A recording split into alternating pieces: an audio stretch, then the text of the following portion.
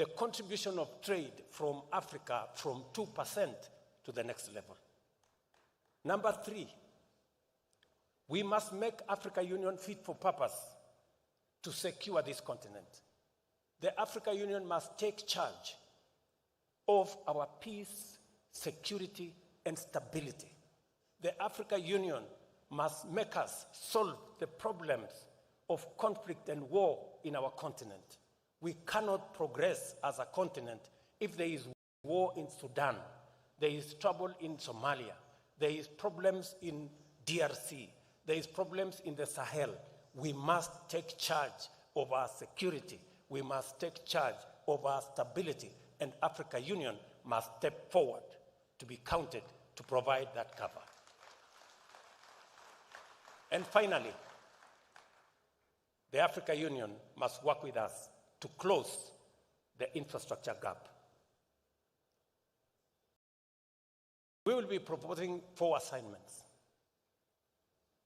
The Africa Union was initially a liberation movement. We must repurpose it. We must re-engineer it so that it addresses the challenges of the moment. We will also be making a proposal to have a much more accountable Africa Union. Today, the Pan-African Parliament has no connection to the Africa Union executive. We are proposing that we are going to reduce the size of the Pan-African Parliament to make it much more cost-effective, from 275 members to 100 members. 1 woman, 1 man from every country. And make it a full-time organization. Let it approve the budget of the Africa Union. Today, the budget of the Africa Union is approved by people who are not people's representatives. We want the people of Africa to take charge of this continent. And finally, we must bring about the Africa Court of Justice so that we can sort out our issues. We don't want any African to be dragged to courts elsewhere to sort out our issues.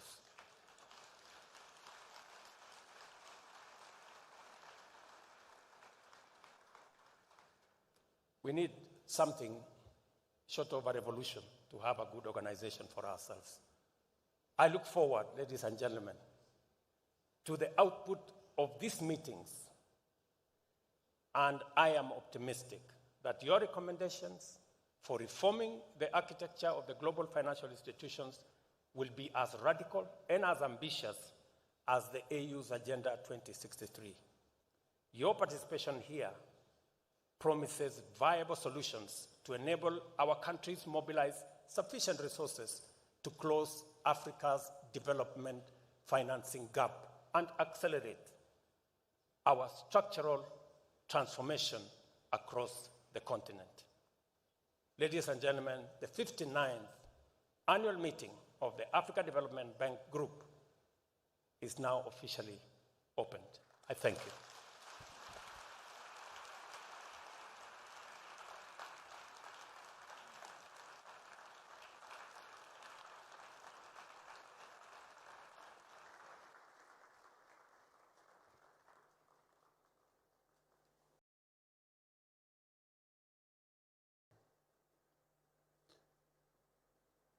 If you don't mind, please keep standing, and let's give one more big round of applause to the President.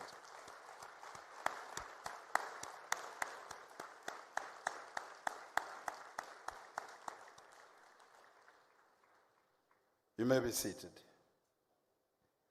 Now there's a challenge between President Ruto and President Adesina as to who is more passionate evangelist. Ladies and gentlemen, excellencies, with that strong and inspiring address, we have come to the end of the opening ceremony, and we will now transition to the presidential dialogue, Africa's transformation, the African Development Bank Group, and the reform of the global financial architecture, which will then be followed thereafter by the commemoration, a short commemoration ceremony of the 60th anniversary of the African Development Bank. Thank you so much for being with us at this opening. The meeting continues, and I hand over to the team responsible for the dialogue. Thank you for having me.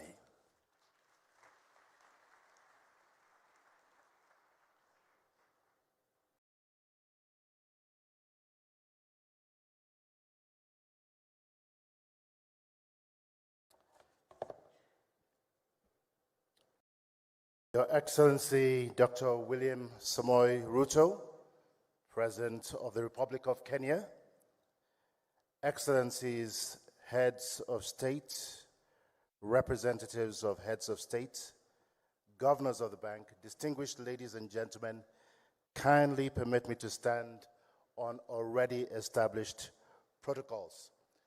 Once again, Karibu. Wow. That's the first time Karibu has been met with silence, so I'm going to say that once again. Karibu.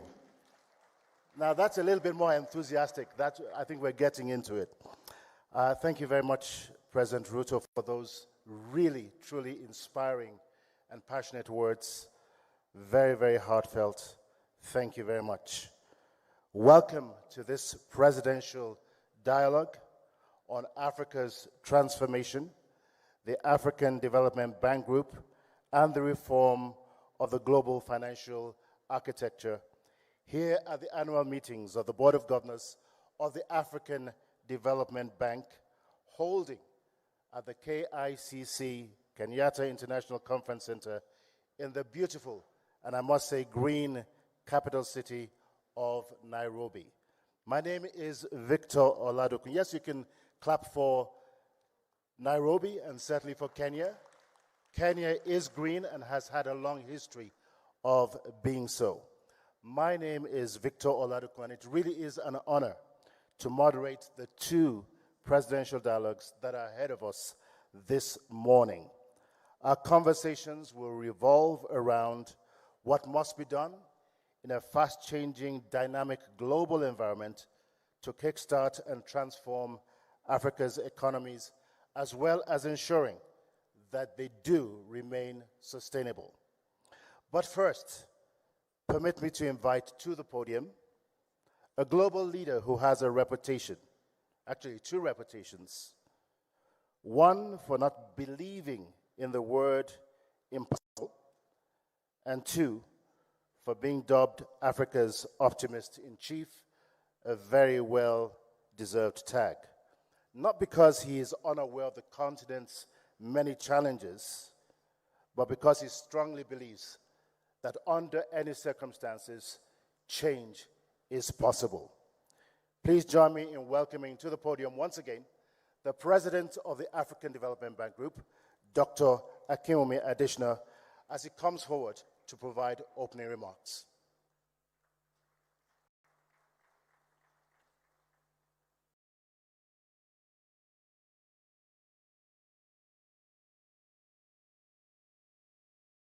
Your Excellencies, heads of state and government, their governors, I wish to thank you immensely for attending these 2024 annual meetings, and in particular for being here for this particular session, which is a debate or conversation with you heads of state and government about the issues of the transformation or the reforms of the global financial architecture, the African Development Bank, and of course, Africa's transformation. This is one topic that I know is close to your heart, as you all have been advocating for the reform of global financial architecture, the reforms of the United Nations, including the United Nations Security Council, and we just heard from His Excellency President Ruto all about that. And why is that being done, or why is that necessary?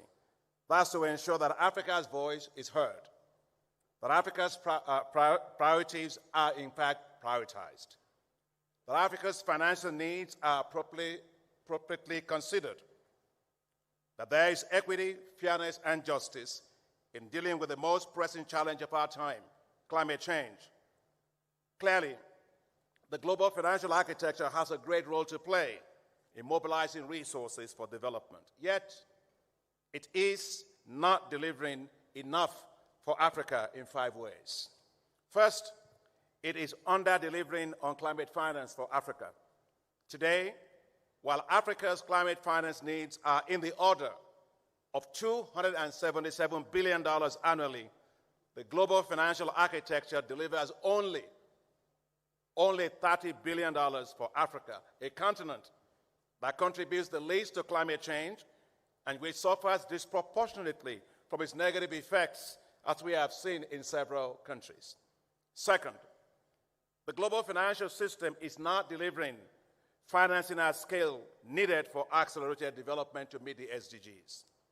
United Nations Secretary General Antonio Guterres has noted that the financing need now has moved from $2.5 trillion to $4 trillion annually.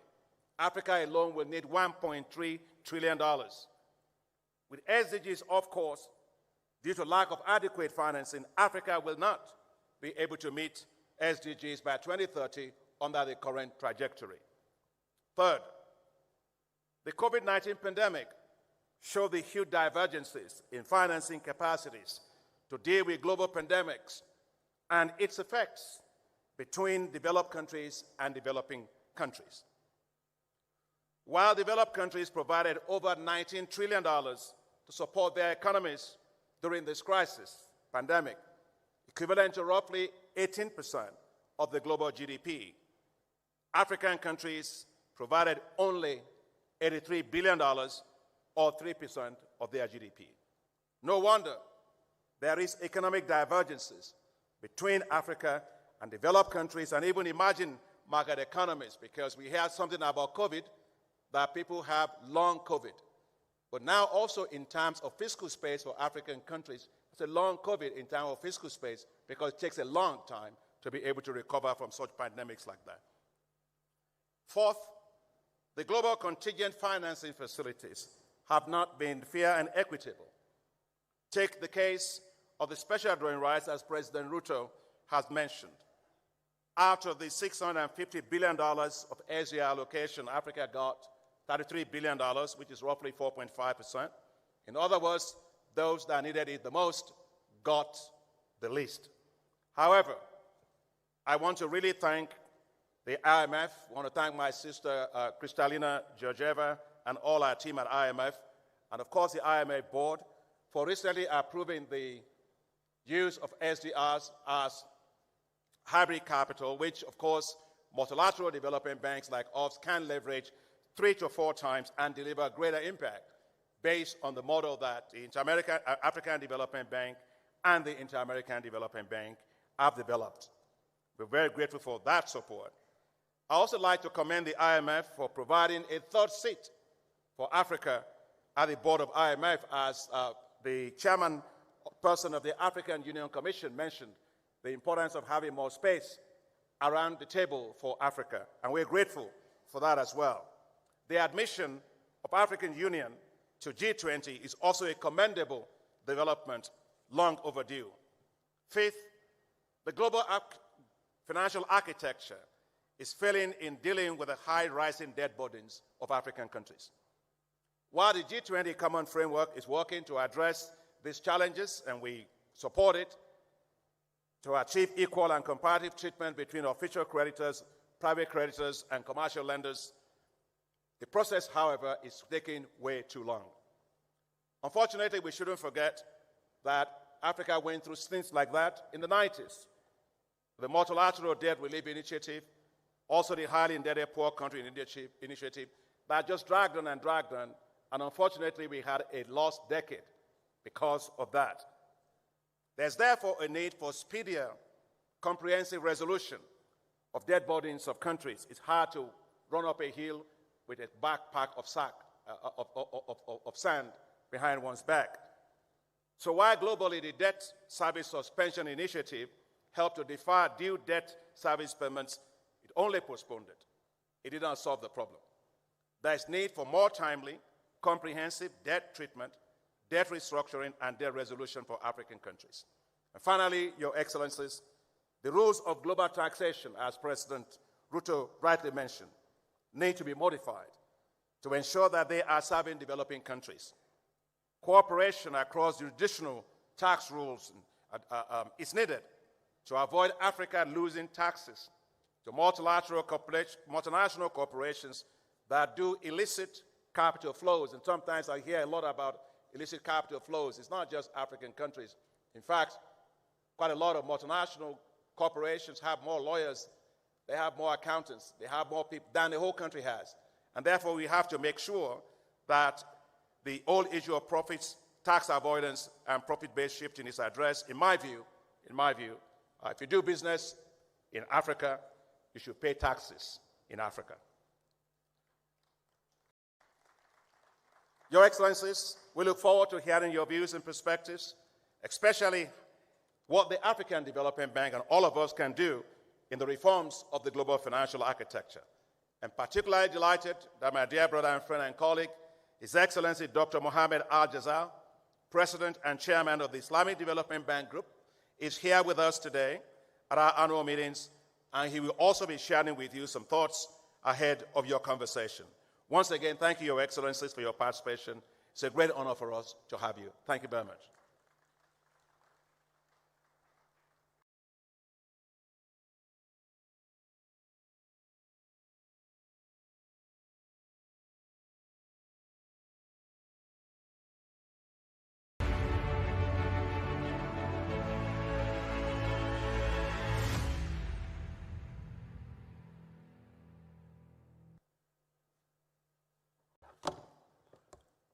Just as Dr. Adeshina mentioned a few moments ago, we'd like to use this opportunity to welcome to the podium a friend of Africa and a friend of the African Development Bank, His Excellency Dr. Mohamed Al-Jazal, President of the Islamic Development Bank, to give his keynote address.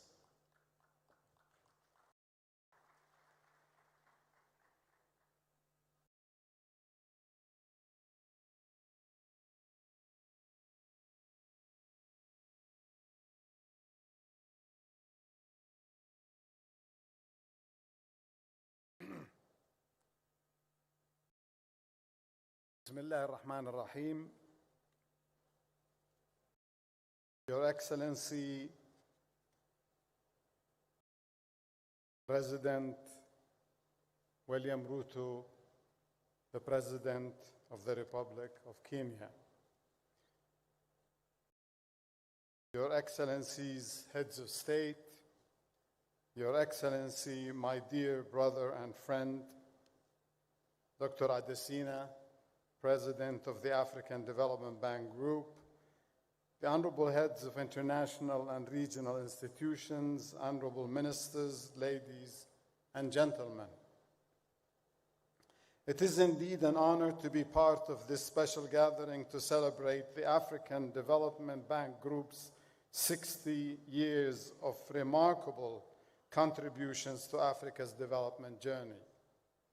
I am delighted to address such a distinguished audience today to share my thoughts on Africa's transformation, the African Development Bank Group, and the reform of the global financial architecture.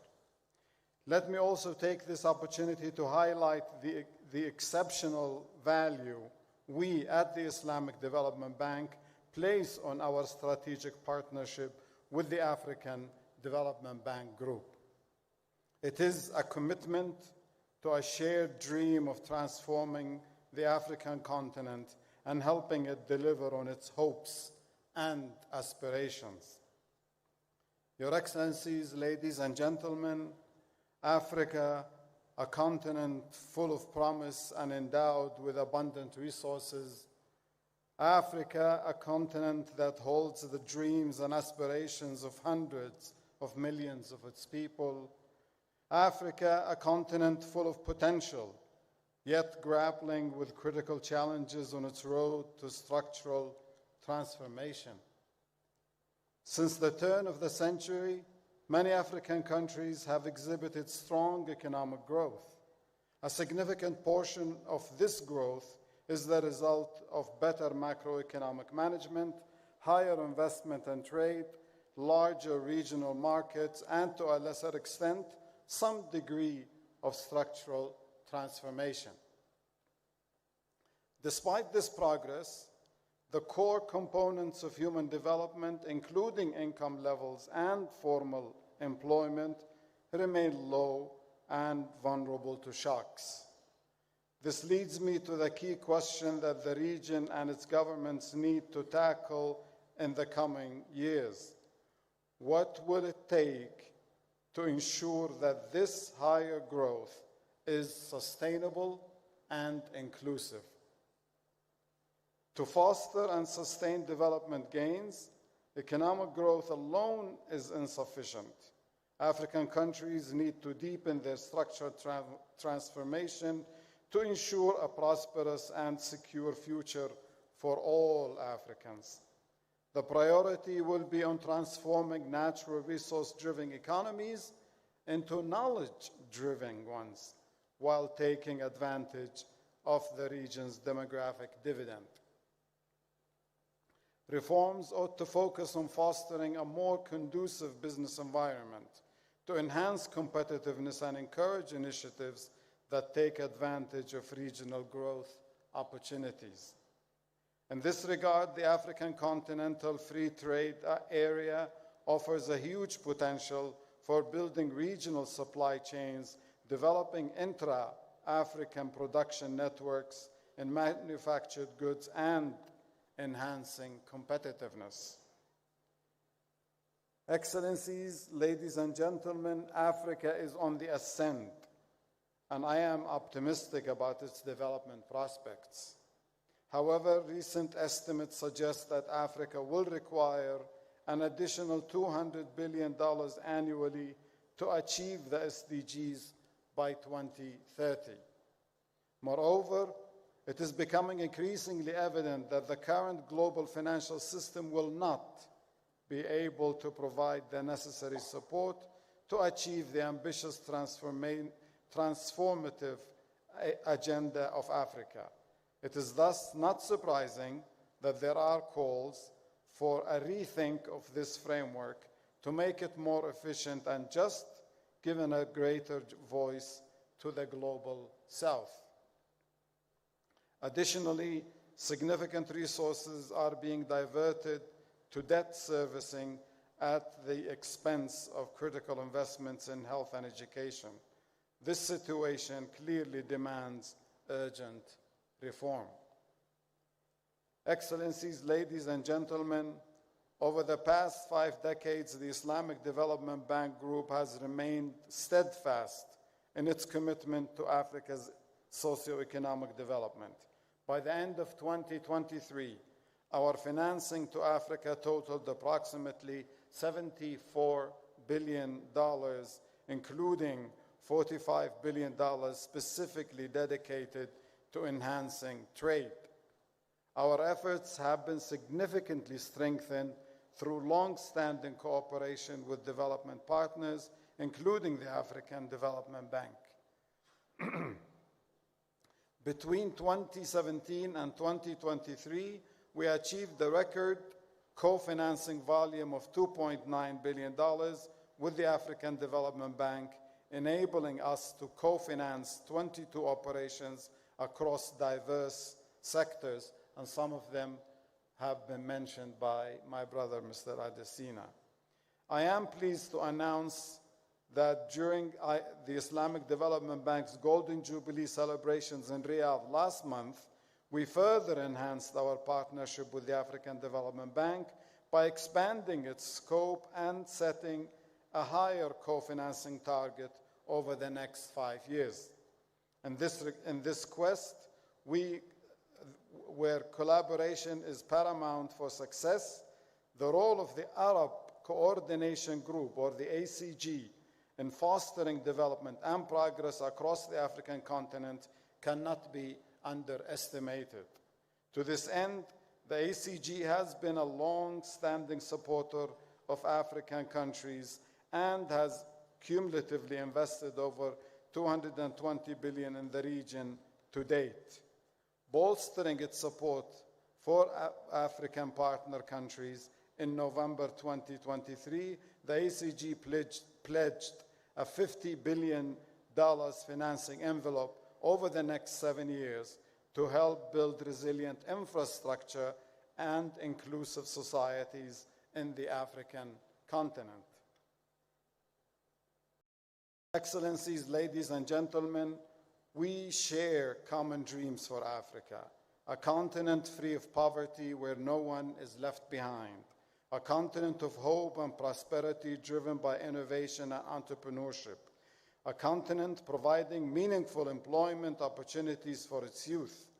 We remain steadfast in our commitment to work with our development partners to rekindle hope, to realize Africa's dreams of transformation, especially when we recall the wise words of our host, His Excellency President Ruto, and I hope he doesn't mind me quoting him, who said recently, only very recently, that Africa is neither facing east or west, but is facing forward.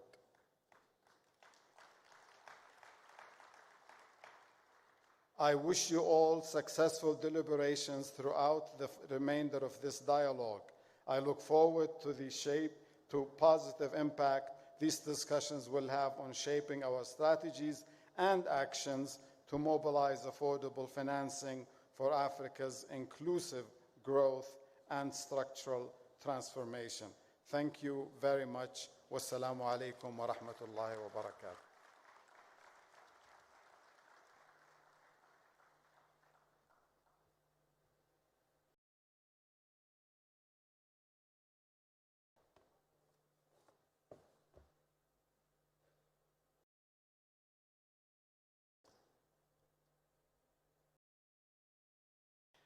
Many thanks, Dr. Al-Jazeer, for your keynote address and for framing many of the issues which will surround much of the presidential dialogues that have been convened this afternoon, or this morning and afternoon. At this point, I would like to invite members of the first presidential dialogue panel to take their seats on the platform. So, distinguished ladies and gentlemen, please welcome His Excellency Mr. Musa Faki Mahamat, Chairperson of the African Union Commission.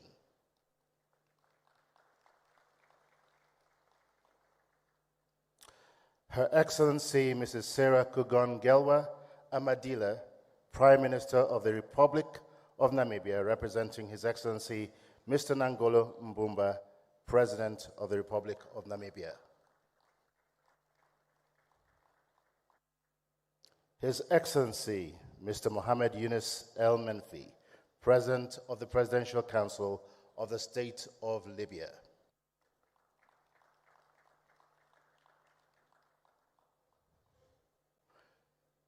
His Excellency, Mr. Paul Kagame, President of the Republic of Rwanda.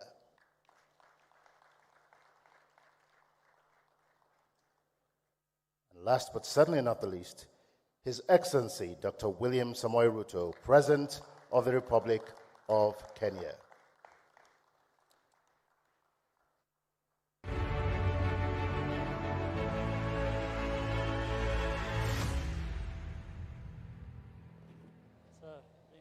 Thank you, Excellencies, for joining us on this panel. Just a few rules here. One, because we are running behind time by probably almost 50 minutes. Each one of you will have about 3 minutes to respond to each of the questions that are posed to you. But I'd like to kickstart this dialogue, first of all, with a question for President Ruto. Just last week, you took America by storm. You were the talk of the town for a considerable amount of time in Atlanta and in Washington, D.C., the first African leader to go on a state visit to Washington, D.C. in 50 years. From all indications, a very, very successful mission, and we say congratulations to you and to Kenya. Now, for quite a while, you've been a very vocal advocate for reforming the global financial architecture, and we've heard much from you today. You've pretty much given us a tour de force of what Africa needs and what Africa needs to do. Now, considering that change is usually slow and not as quick as we anticipate it or want it to be, in terms of priorities in the short term, what do you think Africa should focus on, and what should be the major priorities moving forward? Thank you very much. And again, let me take this opportunity to welcome all of us to Nairobi and Kenya. It is said that half the solution to a problem is identifying that there exists a problem. For a very long time, many people did not admit that there was something fundamentally wrong with the international financial architecture.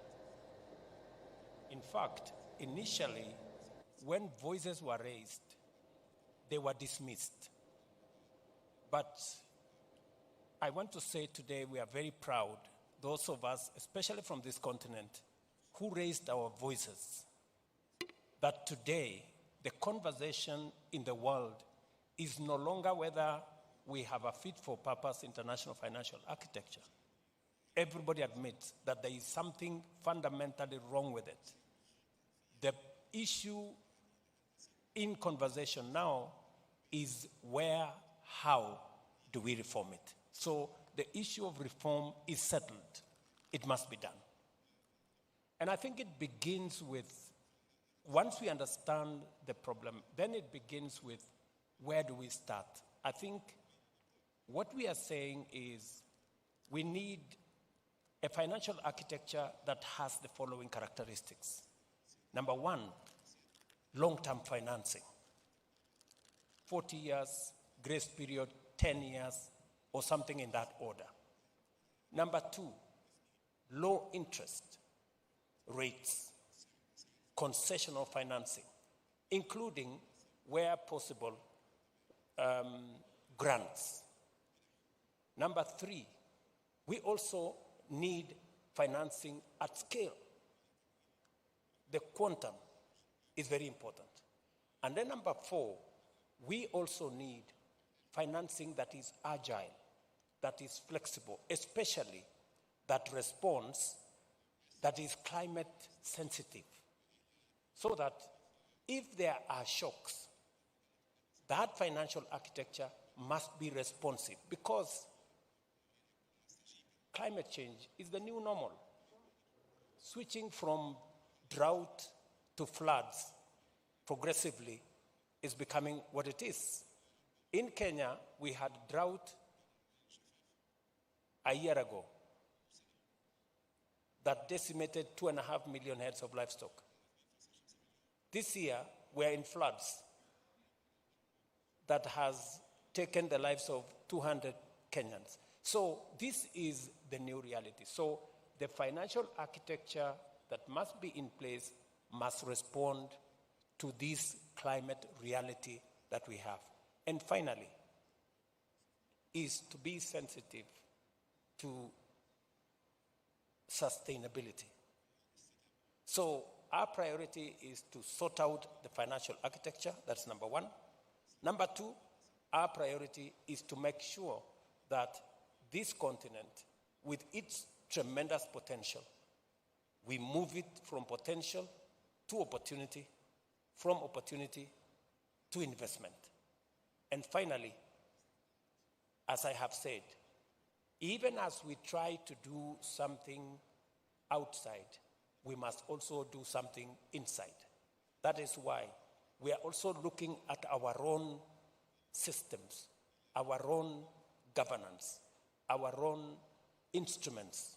And that's why we are discussing, even internally, reform of the African Union, so that we are aligned as we reform the international financial architecture, as we reform the investment space to create opportunity for our assets, we must also reform our own institutions so that we align them and repurpose them to be in line with our aspirations and the outcomes we are looking for.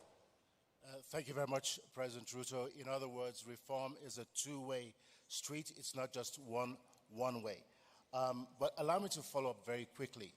As we all know, Kenya and a number of other countries have been buffeted very devastatingly by extreme weather conditions, unpredictable weather conditions.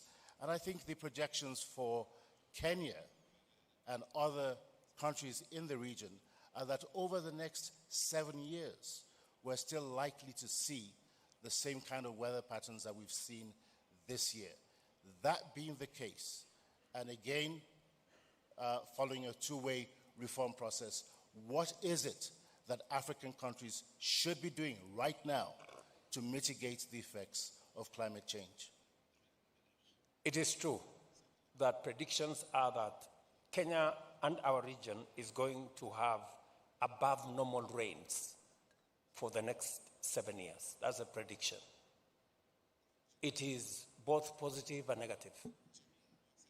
And that is why, working with institutions like the Africa Development Bank, we are developing resilience instruments. It is the reason why we are having a conversation with the Africa Development Bank on our water infrastructure.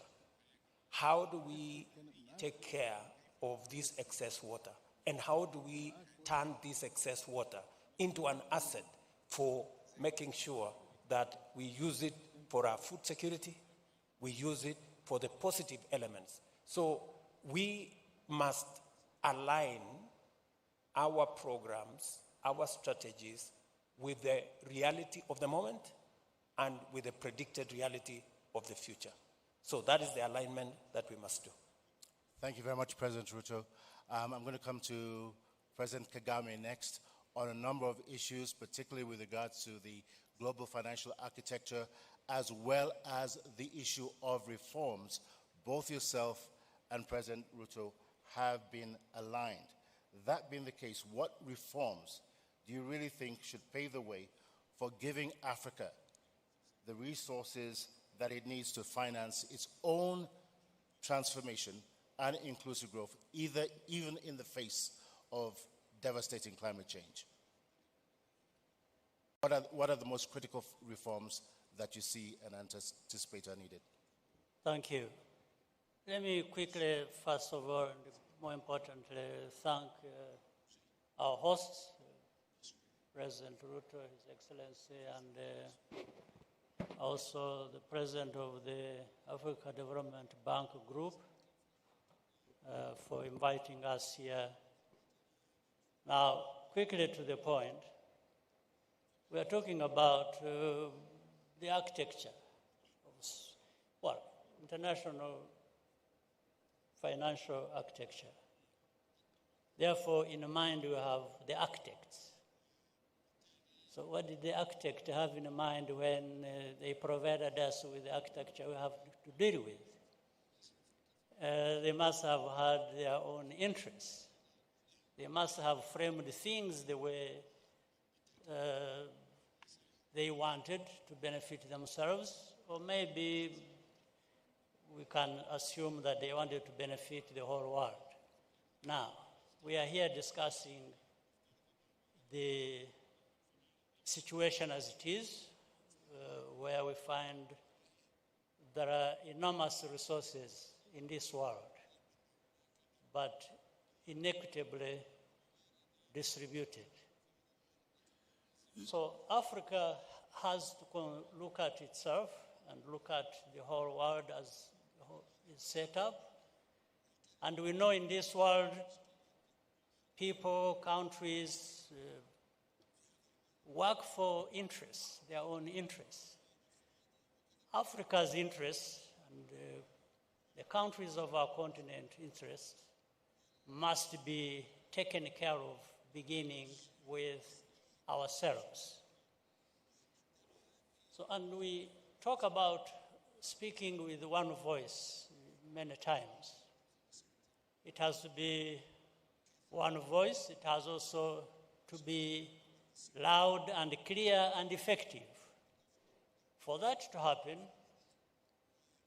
we think about working together. We think about representation. And representation is not also just numbers. It's being able to speak out loudly and representing ourselves rather than having other people represent us. So it starts from what has been talked about, that is very important, when it was in the speech of His Excellency President Ruto and His Excellency Musa Faki. Therefore, the reforms we are talking about is how do we disrupt, if you will, the current architecture as we have it, so that it includes significantly and visibly the interests of our continent. Our continent, whether it is human resources or natural resources or any resources we are thinking about, how can anyone interested in the well-being of the people of this world sideline our continent? In actual fact, if you look at the facts as they are, in a few decades, the only place in this world that will be having a growing middle class is Africa, the only one. So it is even in the interests of the rest of the world that has marginalized Africa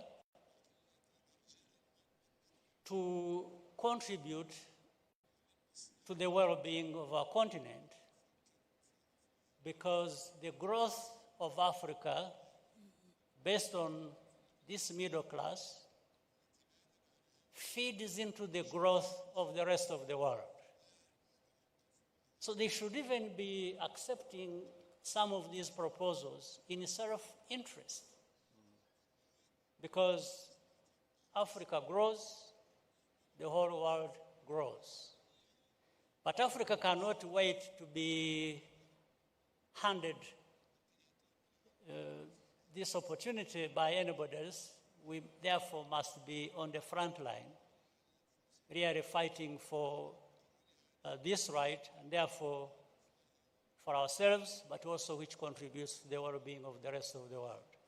President Kagame, I want to be a little bit provocative here. I've been coming to Kenya for probably 30 years, and there are places that I used to know that I no longer recognize. Why? Because the city's architects have changed the landscape.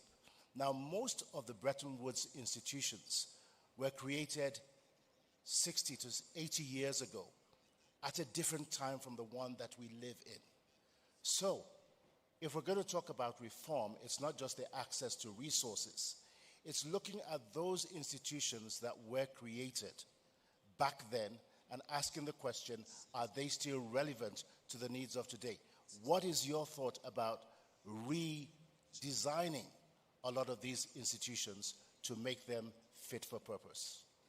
Well, absolutely. It's a no-brainer that what worked 50 years ago or designed 50 years ago, things have changed, and therefore a rethink of a new design that fits the purpose must be into play. There's no question about it.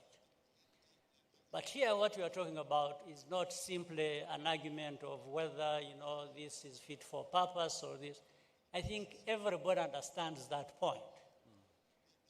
But there are philosophies, if you will, or interests or that operate behind that. For us in Africa, we are hard-pressed to see that there is a change of these and in the design of these institutions. but maybe the way the institutions are set up, benefiting some parts of the world, those in those parts of the world are not interested in having the change happen because it gives them control, it gives them say over other people's resources even. So it's not that people don't understand. Especially for Africa, we understand it better because of how we are affected. But the other parts of the world that have the power and control, it's also not because they don't understand, but it is because that it serves them very well, benefits them, that they are not interested or they are slow in allowing change to happen. So it's not a very complicated thing to understand. Everybody understands that. What is complicated is to reach this understanding and compromise that we don't lose anything by having everybody benefit as we should benefit, all of us. That's where the issue lies. And therefore, the reforms are based on this thinking. We are only looking for the pathways to having the reforms implemented that provide us with less costs than having to fight so much over what is obvious that actually benefits all of us, as I said. Thank you very much, President Kagame. I'm going to come next to President Al-Menfi. Let me bring it closer home. Obviously, your country has had quite a number of challenges economically in recent times. What areas do you think that the African Development Bank can support Libya in the best to help you reach that last mile of reaching economic transformation in your country?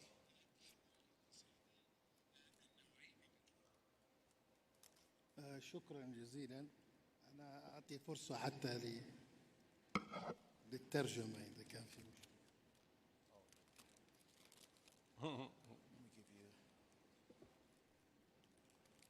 I will talk in Arabic.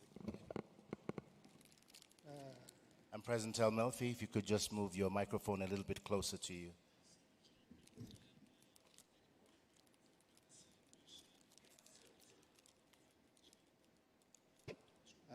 في البداية أحب أن أشكر فخامة الرئيس روتو على الضيافة وحسن الاستقبال والشعب الكيني، وأيضا على مجهوده الكبير الذي يقوم به في هذا التحول الذي أعتبره هو نقلة مهمة جدا في التحول المالي وكيفية معالجة المؤسسات المالية في أفريقيا. والحقيقة أيضا أريد أن أؤكد على نقطة أخرى، وهو أن أحيانا في بعض الدول الأفريقية الحاجة تكون للعناصر الفنية وللخبرات وليس المالية، وهذا ما يسمى بالتوأمة وما يسمى بالتكامل المالي داخل أفريقيا، والذي نرجو أن يكون هو الطموح الذي نريد أن نصل عليه. كل المؤسسات المالية أسست في فترة كانت فيها الدول الأفريقية قابعة تحت الاستعمار، وبالتالي أسست وفق آليات معينة لا تخدم أفريقيا، لكن أفريقيا اليوم هي أفريقيا أكثر تطوراً، أفريقيا فيها العديد من الثروات من الموارد، وبالتالي قدرة أفريقيا اليوم على البناء والتنمية تختلف عن أي وقت ماضي. والحقيقة نحن نريد أن نؤكد على أن الدور الذي قامت به ليبيا في فترات زمنية في عدة دول أفريقية، مستعدة ليبيا اليوم أنها تدعم هذا الاستثمار الذي قامت به في دول أفريقية. يحتاج فقط إلى بعض الترتيبات المالية والضمانات المالية مع بعضنا كأفارقة. فليبيا مثال، ربما تكون ليبيا في استقرارها السياسي هي العنصر الذي سيساعد هذه المؤسسات المالية، وخصوصا أننا نتحدث الآن على 3 مؤسسات مالية مهمة جدا، والحديث فيها عن البنك الأفريقي للتنمية وكذلك البنك الأفريقي للاستثمار الذي يوجد الآن في طرابلس، ونحن بصدد يعني استكمال كل الإجراءات التنفيذية الخاصة به، وسيكون داعم في العديد من الدول الأفريقية، وربما هو سيكون إضافة حقيقية للاستقرار المالي في أفريقيا. نحن نريد أن يكون هناك أيضا تبادل ما بين، سواء كان بين الدول أو على مستوى الاتحاد الأفريقي داخل ليبيا في الاستيراد والتصدير، وهذا تحدث عليه فخامة الرئيس، والنسب اللي تحدثوا عليها سواء كان التبادل داخل أوروبا أو آسيا. نحن في أفريقيا محتاجين أن يكون عندنا هذا الأمر. فليبيا هي بحاجة إلى تعاون أفريقي، لأن ليبيا هي دائما تنظر إلى بعدها الأفريقي. ليبيا تريد أن تستكمل كل ما بدأ تجاه أفريقيا، لأننا نحن نؤمن بأن قوة ليبيا هي من قوة أفريقيا، وقوة أفريقيا من قوة ليبيا، وبالتالي استثماراتنا عندما تتجه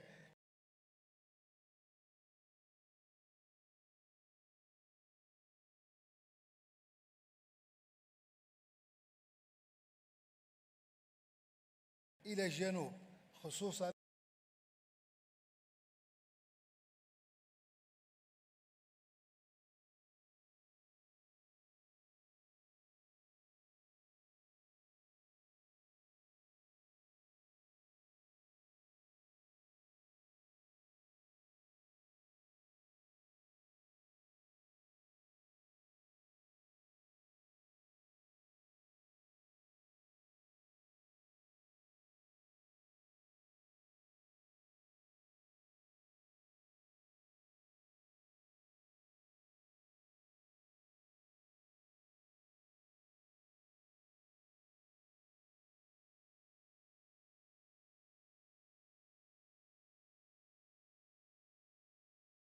Bugangelwa Amadila.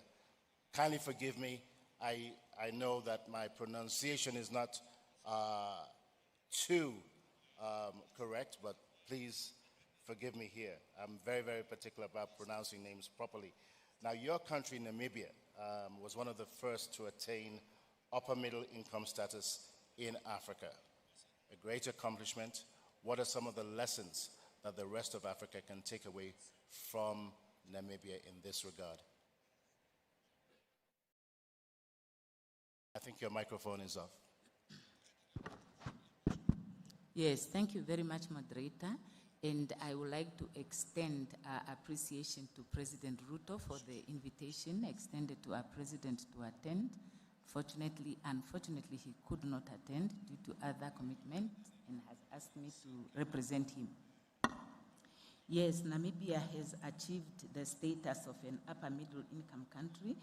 We decided right after independence, which came after a prolonged bloody armed struggle, that we are going to promote peace and stability so that we can inspire the confidence of investors to come to the country, and we can create an environment where economic activities can be pursued so that development is achieved.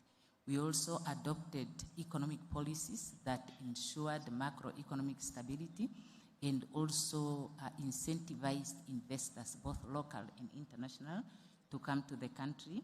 We invested significantly in infrastructure and in the development of the human capital. We have a very youthful population. We still have challenges in that regard, but education and training continues to be a priority. In spite, I must say, of the fact that we have managed to record positive economic growth almost every year since independence, except in a few years when we were faced with emergencies like COVID, droughts, and floods, and we are very prone to these disasters. We, however, still face challenges of inequities.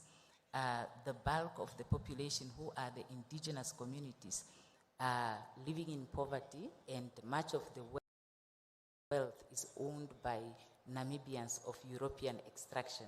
So that is one of the serious challenges that we have to address. The second challenge is the fact that because we are a commodity-based economy for the most part, the growth in GDP did not necessarily translate in proportional growth in employment and poverty reduction. So although we have reduced poverty, we still have significant number of people that are poor, and also many of our young people are still struggling to find employment.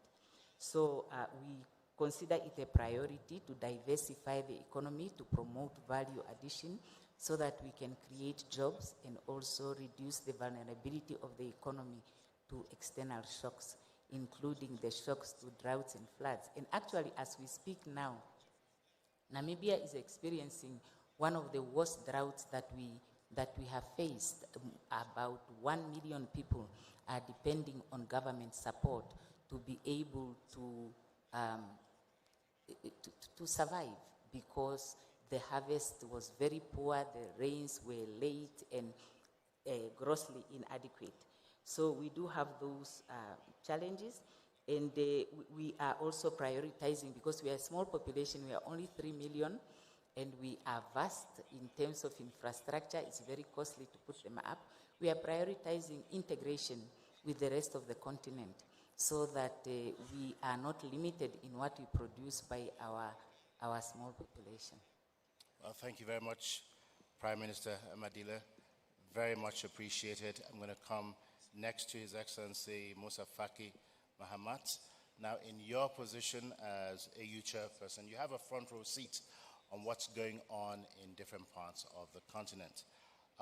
What's your assessment of the progress that we're making in terms of structural reforms on the continent? Are we on track, or is there much more that we need to do? Merci beaucoup. Je voudrais rappeler qu'il y a 4 jours, nous avons célébré le 61e anniversaire de l'Organisation de l'Unité africaine, qui est devenue en 2002 l'Union africaine. La BAD également a 60 ans. La BAD est l'une des institutions qui a été expressément chargée par l'Union africaine à mobiliser des ressources pour la mise en œuvre de l'agenda 2063 que nous nous sommes donnés au 50e anniversaire de notre organisation. Il y a 8 ans, en juillet 2016, à Kigali, la conférence des chefs d'État a évalué la situation du continent et a décidé d'une réforme institutionnelle et financière de l'Union africaine. Cette tâche a été demandée expressément au président Paul Kagame, qui a fait un excellent travail, et il a passé le témoin au cours du dernier sommet au président Ruto. Parce que nous nous sommes rendus compte qu'il faut nécessairement, pour pouvoir compter sur le plan international, il faut que nous-mêmes, à l'intérieur du continent, nous nous réformions. Nous avons un agenda très ambitieux, l'agenda 2063. Et il nous faut d'abord donc faire des réformes de notre institution qui est l'Union africaine pour pouvoir parler d'une seule voix. Parce que l'Afrique, ses ressources sont connues. D'abord, les ressources humaines, 1,4 million d'habitants, 30 millions de kilomètres carrés, des ressources naturelles innombrables. Mais malgré tout ça, nous n'avons pas pu réaliser les attentes des populations africaines. Donc, la première des choses, c'est une réforme endogène au sein du continent pour nous donner les meilleurs moyens pour pouvoir discuter sur l'arène internationale. Cette réforme est en cours, des progrès importants ont été réalisés, mais il n'en demeure pas moins que nous faisons face, il faut le dire honnêtement, encore à des réflexes de souveraineté étriqués au niveau des États. L'Afrique ne peut compter qu'unie, intégrée. C'est ça le sens de l'agenda 2063, qui veut une Afrique intégrée, prospère et en paix. Sur le plan international, les institutions de Bretton Woods, l'Organisation des Nations Unies, toutes sont la résultante de la Seconde Guerre mondiale. Ce sont ceux qui étaient les vainqueurs qui ont mis en place ces institutions. 70-80 ans après, il est évident que ces institutions ont vécu. Ce ne sont plus les mêmes défis, ce n'est plus la même configuration, ni sur le plan démographique, ni sur le plan géopolitique, ni sur le plan financier. Il y a une nécessité de réformer ces institutions, notamment les institutions financières. L'Afrique a été le cobaye, il faut le dire, à différentes approches. Le programme d'ajustement structurel, dans leurs différentes phases, comment il faut réduire la pauvreté, toutes ces politiques ont montré leurs limites.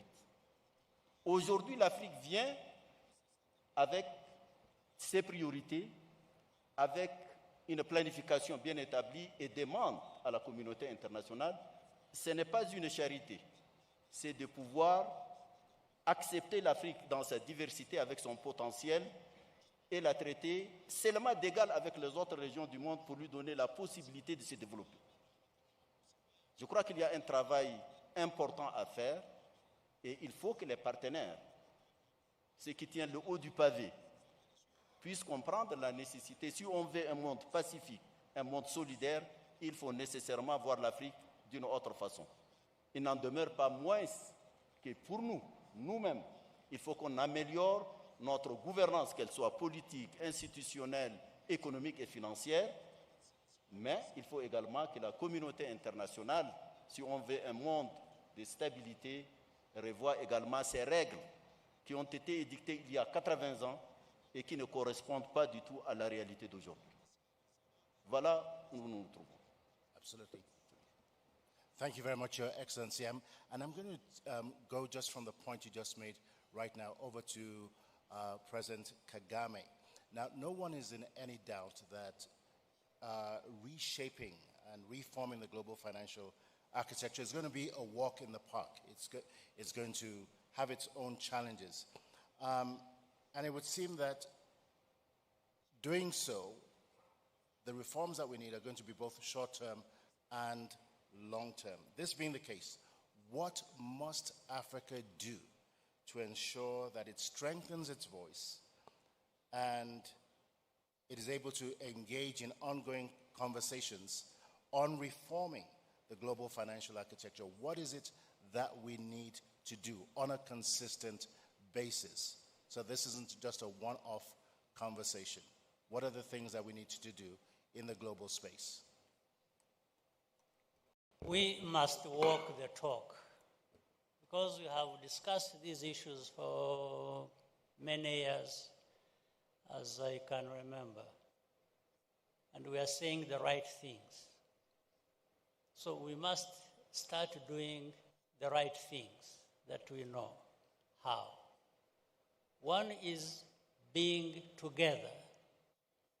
We must, as I said, the unit of our continent through the African Union and other institutions, including this bank that invited us here, the African Development Bank. It's all about Africa. First of all, we must have it in our mind. And therefore, there is a need for mindset change from the past to the present. And we cannot be served well in our intentions for the future if you're not thinking correctly, acting correctly right now. So when we have been talking about the African Union reforms, as His Excellency President Ruto, my brother, mentioned earlier, you know, we before I handed over to the president, I had been carrying out these tasks. I mean, there is no secret here. I just say it as it is. We agreed many things. Most of the countries were represented in the room, heads of state and government. We have agreed many things that need to be done because it is right and it is the only thing that can deliver what we want. Few years later, 2 years maybe from the time we decided, we have discussions in Addis at the African Union headquarters. You find some of the, 50% of the things we agreed have changed. And you're asking the same leaders in the room, you say, what happened? What we are saying now that we must be doing is what we agreed 2 years ago.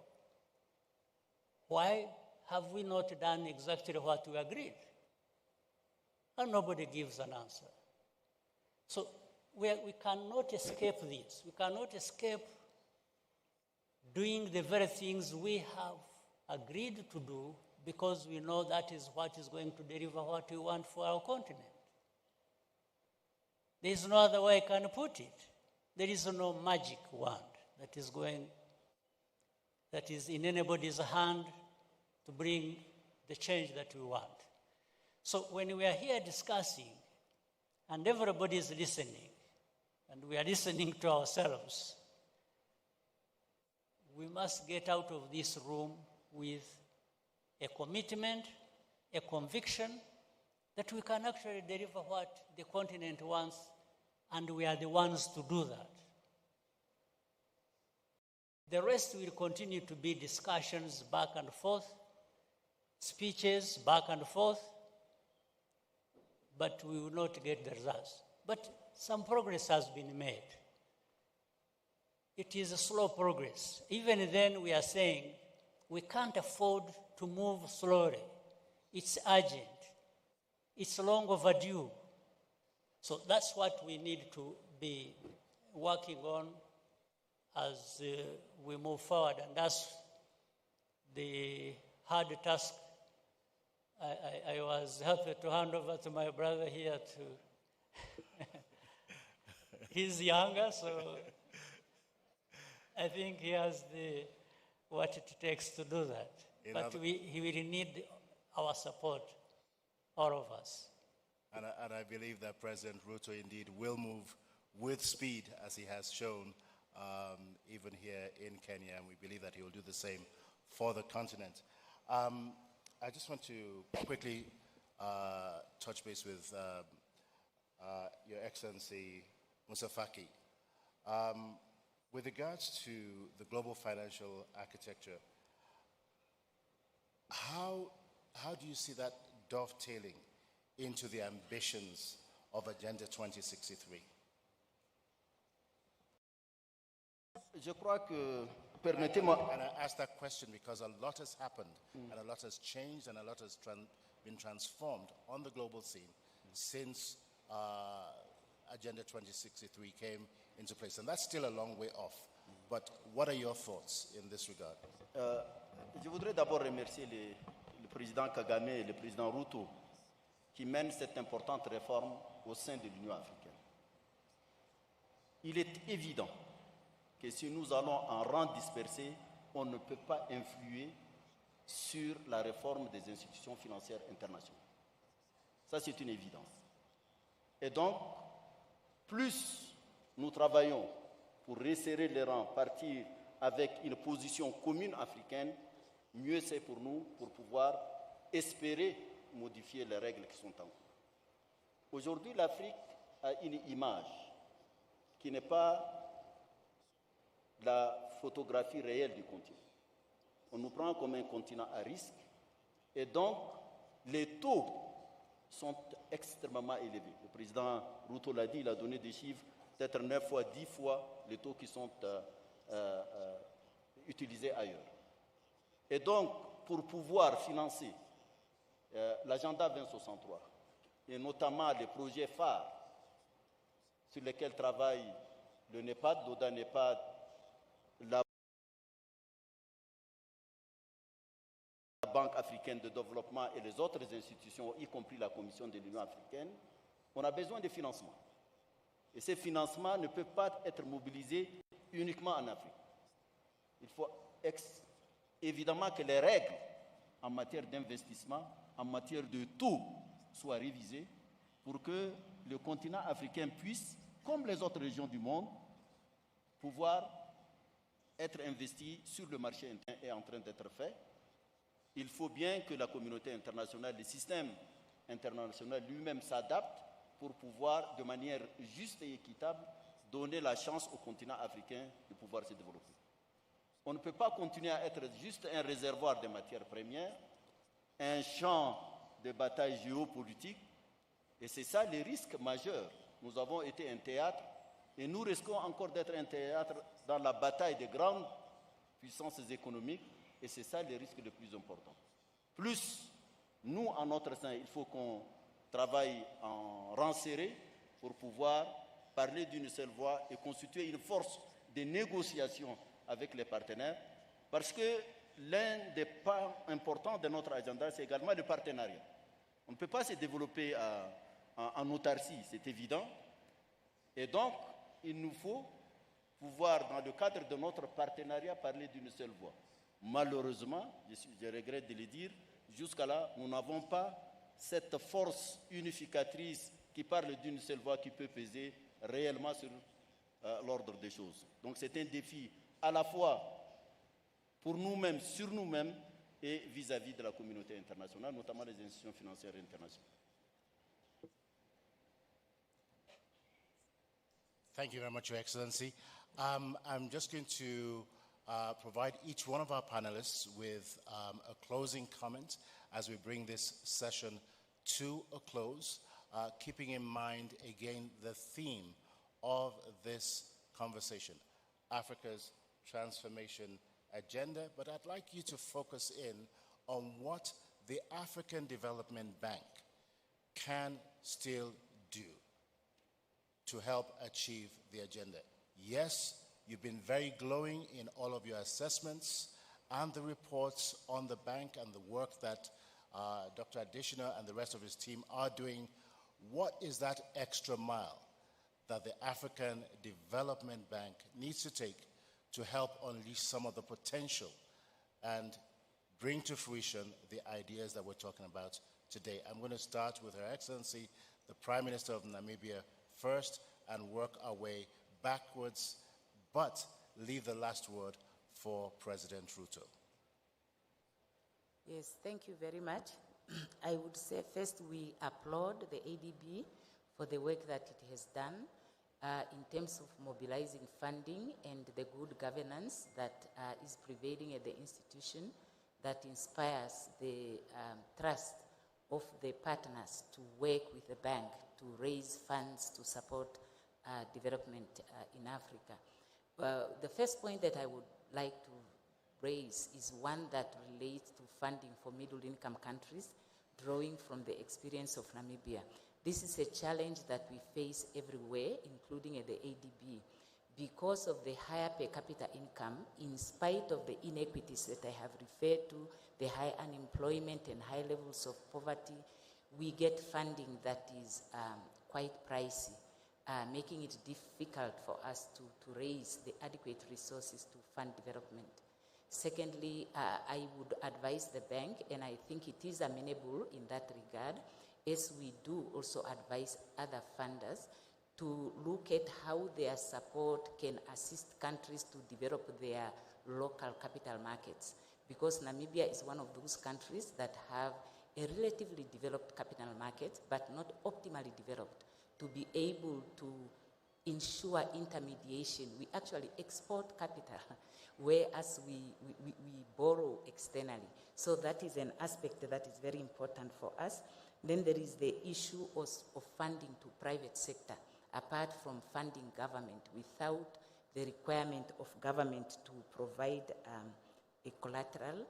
and partnering with private financial institutions so that their capacity that is here is also shared with African financial institutions to be able to support development in those countries. And obviously, we would like funding to really prioritize growth-enhancing measures, measures that support economic growth, that support diversification and value adding. We are mineral resources endowed as a continent, but because mining itself is not job intensive, we need to develop the full value chain of our mineral resources.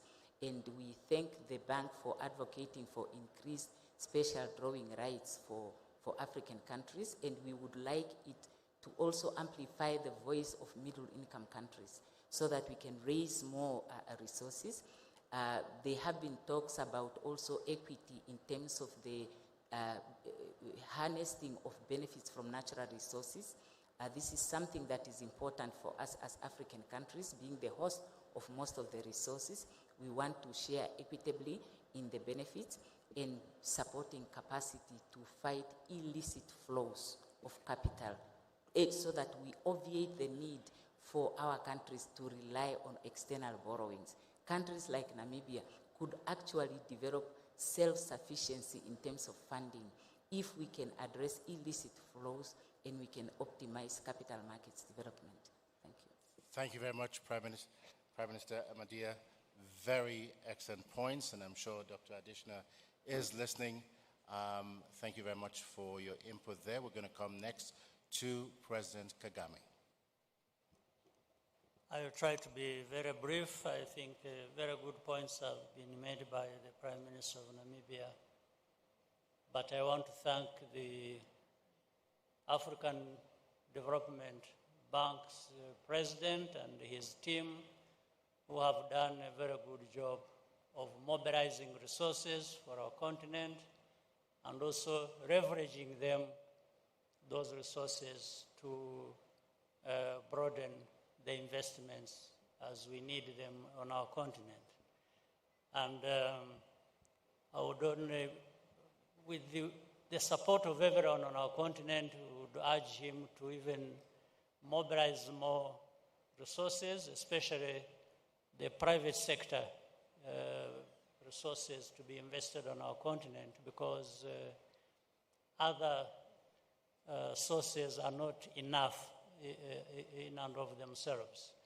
We have seen, for example, the time of COVID and towards the end, when the SDRs that were mobilized, we had 5% of that, of the 650 billion that was, so 5% of that for the whole continent of Africa is very small. So whichever sources we have, alone they are not enough.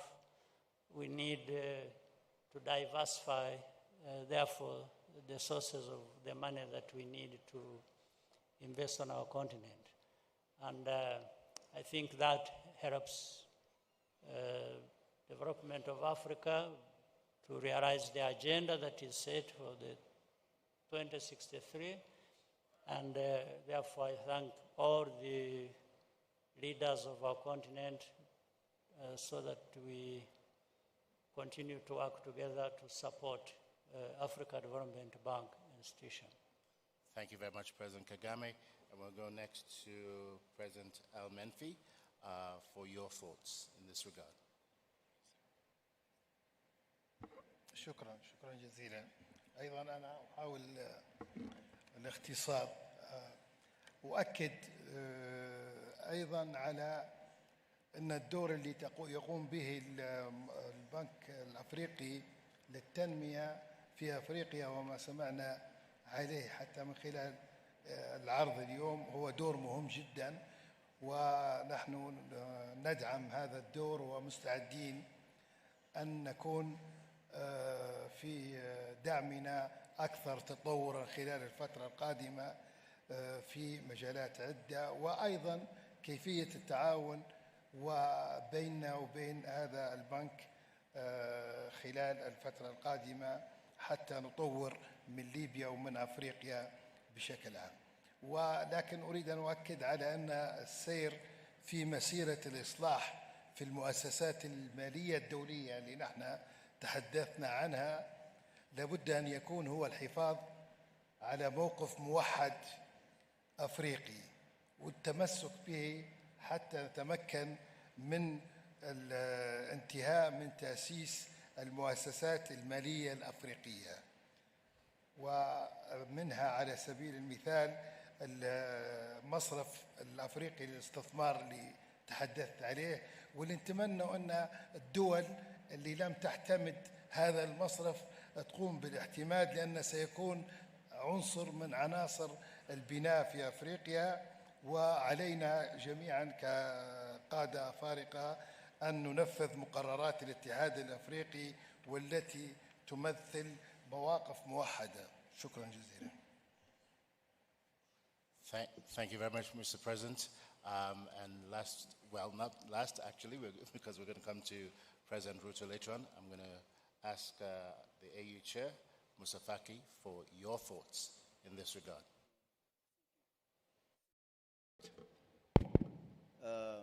Let me congratulate FDB and his team, and particularly my brother, Dr.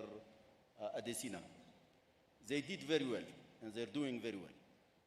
I hope they will act in the future in complementarity and also in coordination with other partners in the continent. Because we have also a partnership with China, with India, with Arab countries through the Islamic Development Bank. And I think this coordination and this complementarity will allow us to implement our agenda, the 2063 Agenda, African Agenda. Thank you very much, Your Excellency. One of the recurring comments here concerns the private sector and the resources that are needed. And as Dr. Adesina has said quite recently, there is a need for reform of the MDBs, but in particular the African Development Bank, to change its instruments in ways that enable it to be much more active in the private sector. So we do trust and hope that as leaders, that both yourself and your governors will support the bank in that regard to enable it to do a whole lot more. We're going to give the last word at this point to our host, President William Samoei Ruto. Over to you, sir. Thank you very much. Let me thank fellow panelists here for all the very positive and informative comments they have made about this very important subject. Let me pick up from where President Kagame left. He told us, let's begin by believing in ourselves. I think it's a very important issue that we must believe in ourselves first. And we must stop outsourcing problems we have created or outsourcing solutions we can provide for ourselves. There are things we can do to sort out some of the challenges we are facing. And in the context of Africa Development Bank, we all admit that Africa Development Bank has demonstrated understanding of our financial needs, and they have developed innovative instruments to work on food security, infrastructure, water development, youth entrepreneurship, women. They have demonstrated.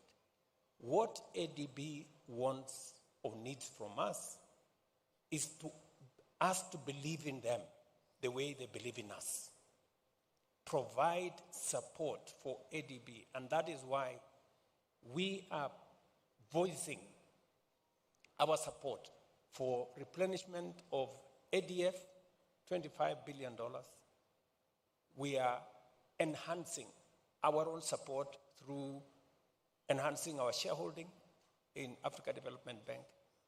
We must support these institutions.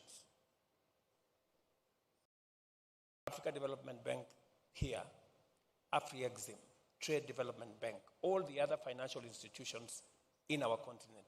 We must give them the stamp of approval as leaders in this continent and support them. That way, they can support us. Secondly, we must believe in ourselves. You know, President Kagame warned me when he handed over the baton of this reform to me that this job is not very easy. And that you have heard him say we need to move fast. Luckily, I come from a country of athletes.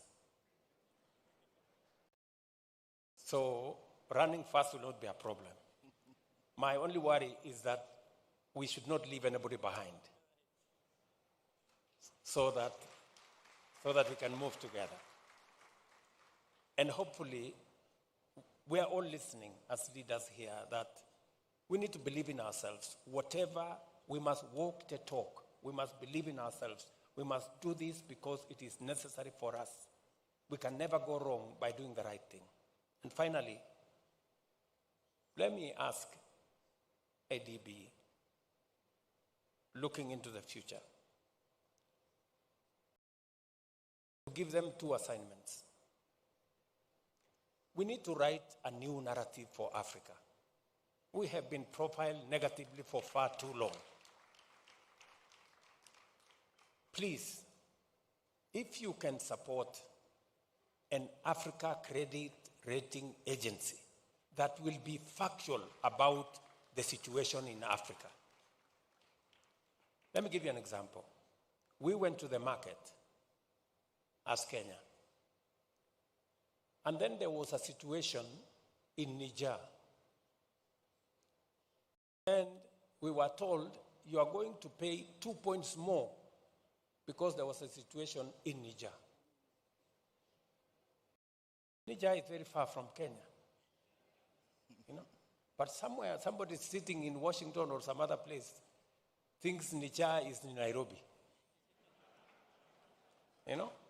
So please, if you can work on an Africa Credit Agency that will help put factual information into the financial architecture so that this unnecessary risk profiling is reduced. Let me ask you for one more thing, which you believe in, Mr. Adesina, before you leave office next year, before you move on to another assignment. You have talked about undervaluation of our GDP as a continent. That in the calculation of our GDP, the huge resources, mineral resources that we have are not factored. The huge energy resources, renewable energy resources are not factored. The huge resources we have, having 60% of Africa's, or the world's actually, remaining uncultivated arable land is not factored. Our provision of natural carbon sinks is not factored in our GDP. And that is why most of the time we are told our debt is not sustainable, because our own GDP is not correctly evaluated. Please, if you can work with us to get the true valuation of our GDP so that we can drive Africa's development in a positive manner. I don't think those are too many assignments, Adesina. I'm very optimistic that these are assignments you can undertake on all our behalf as we drive the continent's prosperity into the future. And thank you very much. Excellent closing thoughts from President Ruto. Support the bank strongly, stop outsourcing problems, and stop outsourcing solutions that we have answers for.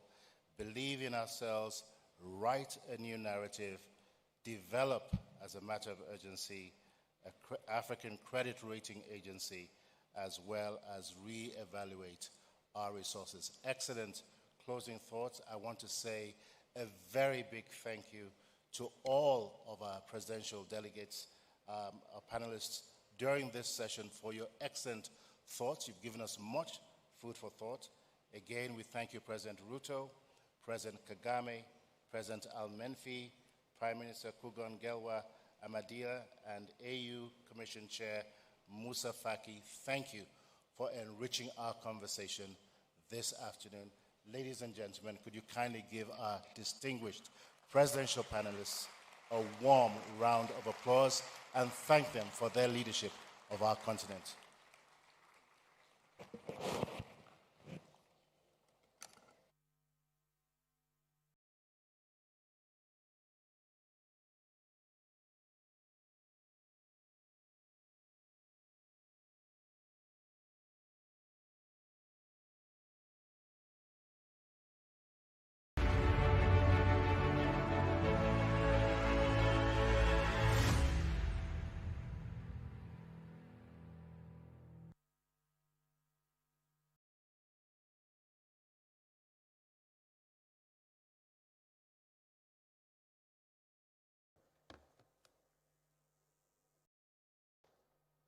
Again, distinguished ladies and gentlemen, you may be seated. Kindly give our presidential panelists really a warm round of applause once again.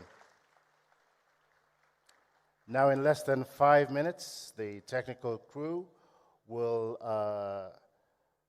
carry out a name change on the platform, and then we'll segue into our second presidential dialogue session and pick up from where we just left on the same theme of Africa's transformation, the African Development Bank, and the reform of the global financial architecture. Now, following the second presidential dialogue, we will transition into the launch of an event that will officially mark the beginning of celebrations for the African Development Bank's 60th anniversary. Even though officially this will be marked on September 10th, we will kickstart that celebration today. We highly suggest that you remain in your seats for what will be a spectacular performance. And once I get the cue, we will transition into our, there we go. They've moved actually a lot faster than I thought. So, distinguished ladies and gentlemen, it really is an honor to invite to the podium for our second African Development Bank Annual Meetings Presidential Dialogue this morning, His Excellency Mr. Joaquim Alberto Chissano, former President of the Republic of Mozambique. Please give His Excellency a warm round of applause as he takes his seat on the platform. Your Excellency, the platform is yours.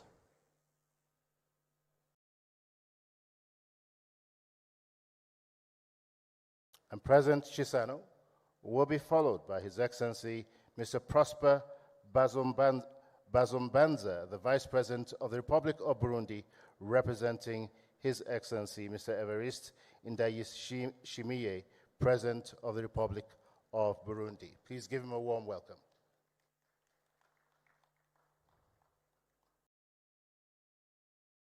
We also have with us His Excellency Mr. Emerson Mnangagwa, the President of the Republic of Zimbabwe. Please give him a warm welcome as he makes his way to the platform. And last but certainly not the least, His Excellency Mr. Denis Sassou Nguesso, President of the Republic of Congo. Please give him a warm welcome.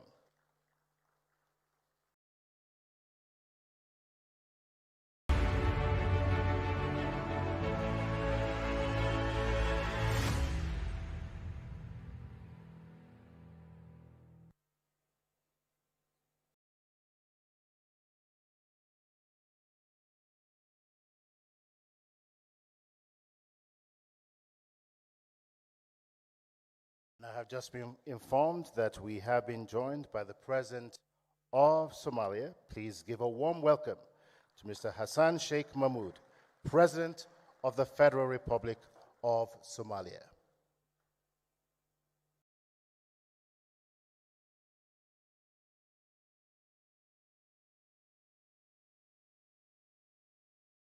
Excellencies, welcome to the second presidential dialogue session. It's a pleasure having you with us this morning. Now, our first question goes this morning to Your Excellency, President Nguesso. Several leaders, including Dr. Adesina, have called for new metrics for measuring the wealth of our respective nations. And President Ruto just spoke about that a few moments ago. And that this should not just be based on GDP alone. What, to your mind, will be the benefits of properly valuing natural capital of African countries? What difference will that make, Your Excellency?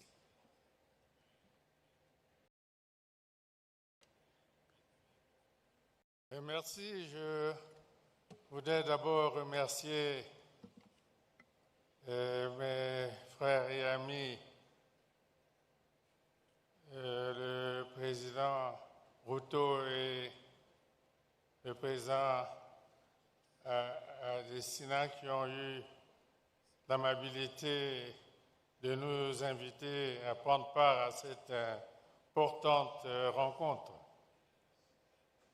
Et en réalité, nous n'aurons pas beaucoup de choses nouvelles parce que tout a été dit. Et je crois que nous nous accordons tous pour dire que le poids des dettes plombe totalement les économies africaines, le poids des dettes, les taux d'intérêt exorbitants et freinent le développement. Nous convenons tous ensemble que l'Afrique, si elle n'a pas des infrastructures de base, par exemple les communications, les routes, les chemins de fer, les voies navigables, et comment pourrait-elle faire fonctionner la ZLECAf? Le président Ruto parle de commerce à l'intérieur de l'Afrique. Ce commerce ne peut pas se faire sans les infrastructures. Et on dit ces derniers temps qu'il y a près de 600 millions d'Africains qui n'ont pas accès à l'électricité. Et je salue le président Adesina qui nous a annoncé que d'ici peut-être 2030-32, quelques 300 millions, je me trompe peut-être des chiffres, Africains pourraient avoir accès à l'électricité. Alors, vous posez le problème de nos ressources naturelles. Et les frères ici en ont parlé. Oui, l'Afrique regorge de ses ressources naturelles, mais elles ne sont pas prises en compte dans l'évaluation du PIB et des économies africaines. C'est là la question. Je prends un exemple concret. Le bassin du Congo et des réserves forestières immenses. Les tourbières du bassin du Congo. La contre-valeur qui résulterait de ces réserves forestières, des tourbières du bassin du Congo, si elles étaient prises en compte dans l'évaluation des richesses des États. Le PIB de ces États serait placé à un niveau qui permettrait aux États d'emprunter plus, d'avoir plus de moyens pour engager les efforts de développement. Les infrastructures dont nous parlons coûtent très cher. La Banque africaine de développement a fait le maximum. Les chiffres ont été présentés ici. En cela, nous saluons l'action de notre frère ami, le président Adesina, qui a placé aujourd'hui la Banque africaine de développement à un niveau élevé. Mais cela ne suffit pas.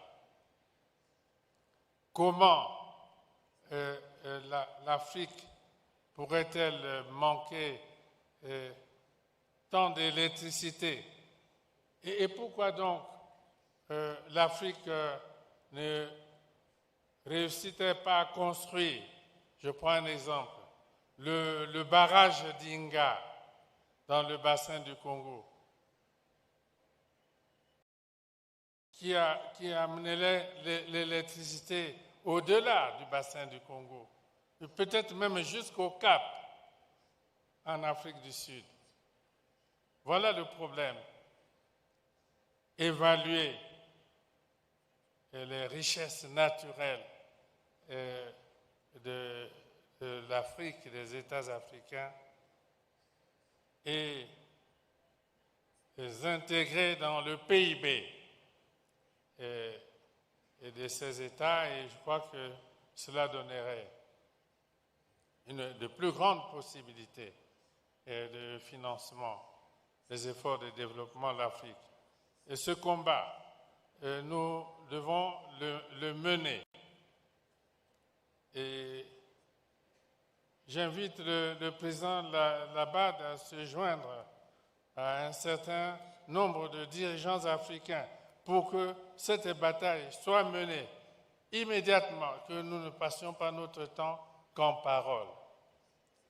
Et je dois aussi demander au président Ruto, parce que l'année dernière, au mois de juin, nous nous étions retrouvés à Paris pour parler de la même chose, le nouveau pacte financier, c'était cela le thème, le nouveau pacte financier mondial. Et à cette occasion, le président Ruto avait fait une déclaration magistrale. Je crois qu'il avait même été intégré au groupe qui devait, je crois, concrètement réfléchir sur ces réformes. J'interpelle là le président Ruto, malheureusement, mais il pourra même reprendre la parole pour nous fixer où en sommes-nous avec tout cela, pour que nous ne passions pas notre temps en discours et en paroles, et puis les actions concrètes ne suivent pas. Merci beaucoup. Thank you very much, Mr. President. You make an excellent point here, the need for a re-evaluation of the value of our natural resources, with the paradox being that we're resource-rich, but GDP poor. Excellent points, Your Excellency. I come next to President Mnangagwa. As a leader whose country is going through a debt resolution process, in your view, what is the main weakness with the current framework for debt resolution? You've faced a number of challenges in the last few years, but what would you consider to be the main weaknesses of the current situation that you're dealing with? May you repeat your question? The question is, as a leader whose country is going through a debt resolution process. Still, I don't understand. Oh, sorry, Your Excellency. I was saying that as a leader whose country is going through a debt resolution process, in your view, what is the main weakness of the current framework for debt resolution, particularly as it concerns African countries, and in particular your circumstances in Zimbabwe? Well, thank you very much. May I first express, on behalf of my delegation, the warm reception we've received since our arrival here, this beautiful city, Nairobi. The problem that faces Africa, we have the history of colonialism. That history has burdened independent African countries for a long time. I believe that very few countries have shaken off the burden of colonialism after independence. For a long time, independent African countries continued to focus in terms of relations to their former colonial masters. It is now, in recent history, that we have begun to collaborate as African countries among ourselves, changing focus from the former colonial masters, relating to ourselves. Africa as a continent has resources enough to develop, modernize, and industrialize our continent as a people. But it has taken us long to shift from the focus of believing that our development must be linked to our former colonial masters. Africa has resources that, if we correctly focus on the domestic resources we have on the continent, we have the resources to develop our countries. Most importantly, in my view, since the Second Republic in Zimbabwe, we have decided that to develop our country, we must embrace science and technology. All our universities in Zimbabwe now have a serious bias towards science and technology, because we realize that the countries that have developed have done so on the basis of science and technology. We have introduced focus that in the past we had graduates from our universities who spoke English very well, but did not produce a product. So it is critically important that our younger generation must have the pride either to produce a product or a service. In the same manner, our universities must produce products where, when they leave university, they contribute to their country by producing a product or a service. The first world is the first world because they have produced products for themselves. They have produced a service which services their own demands for their own communities. So that's what we must do. So Africa must shift its focus towards science and technology which brings about a service to the people, a product to the people. The things that we need, yes, there is the philosophy or the understanding that you cannot invent the wheel. But it is necessary that we change our approach to development and modernization by embracing, in fact, as a continent, we have everything at our disposal to modernize, mechanize our agriculture, our education system should produce students who, when they leave university, they should have the pride that they have the capacity to produce a service for their country. They have a pride that they are producing products for their country. And that way, without much reliance on Europe, Asia, whatever, but exchanging scientifically the resources and knowledge among ourselves as African countries, I can see our country developing very, very fast. It is in my belief that those countries in Africa, on the African continent, who are doing well, they are doing well because they have internal domestic focus. What do they have?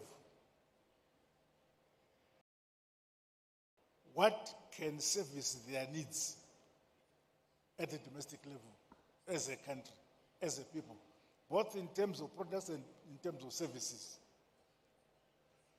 And if we all collaborate as an African country, as a continent,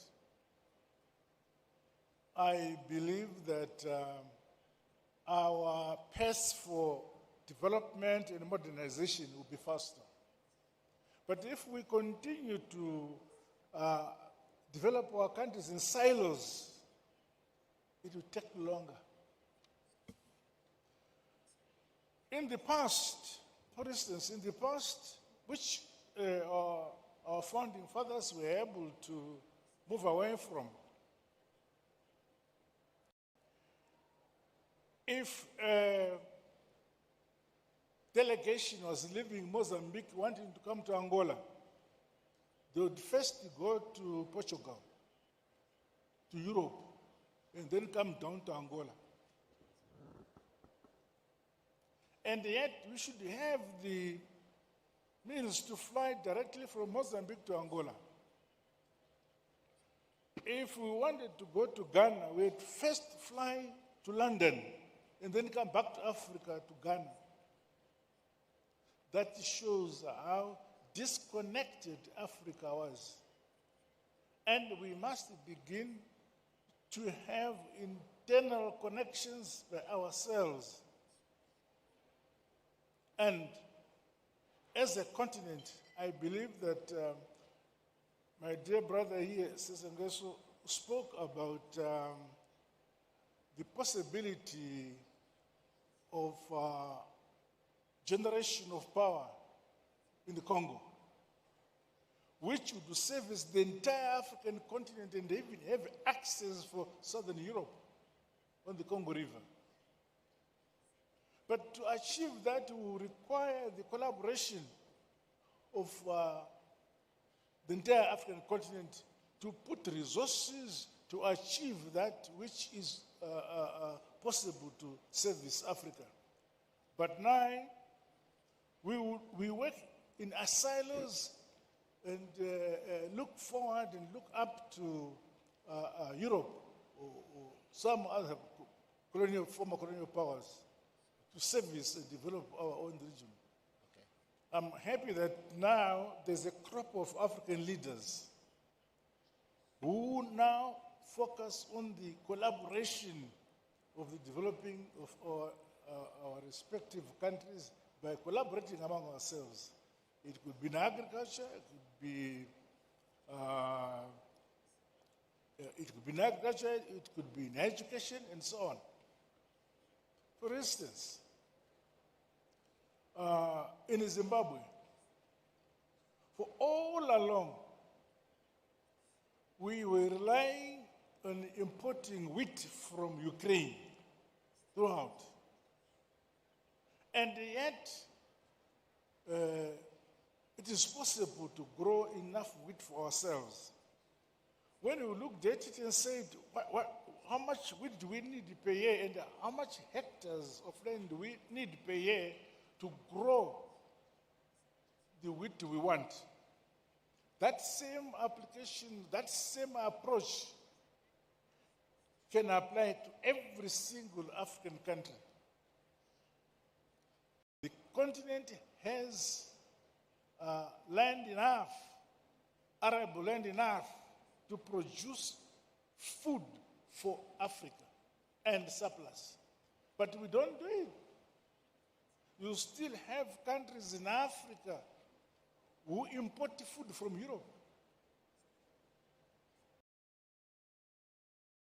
Why? Because we have not broken that link between past colonialism and independence. It is still lingering in the minds of those who have not been able to move away.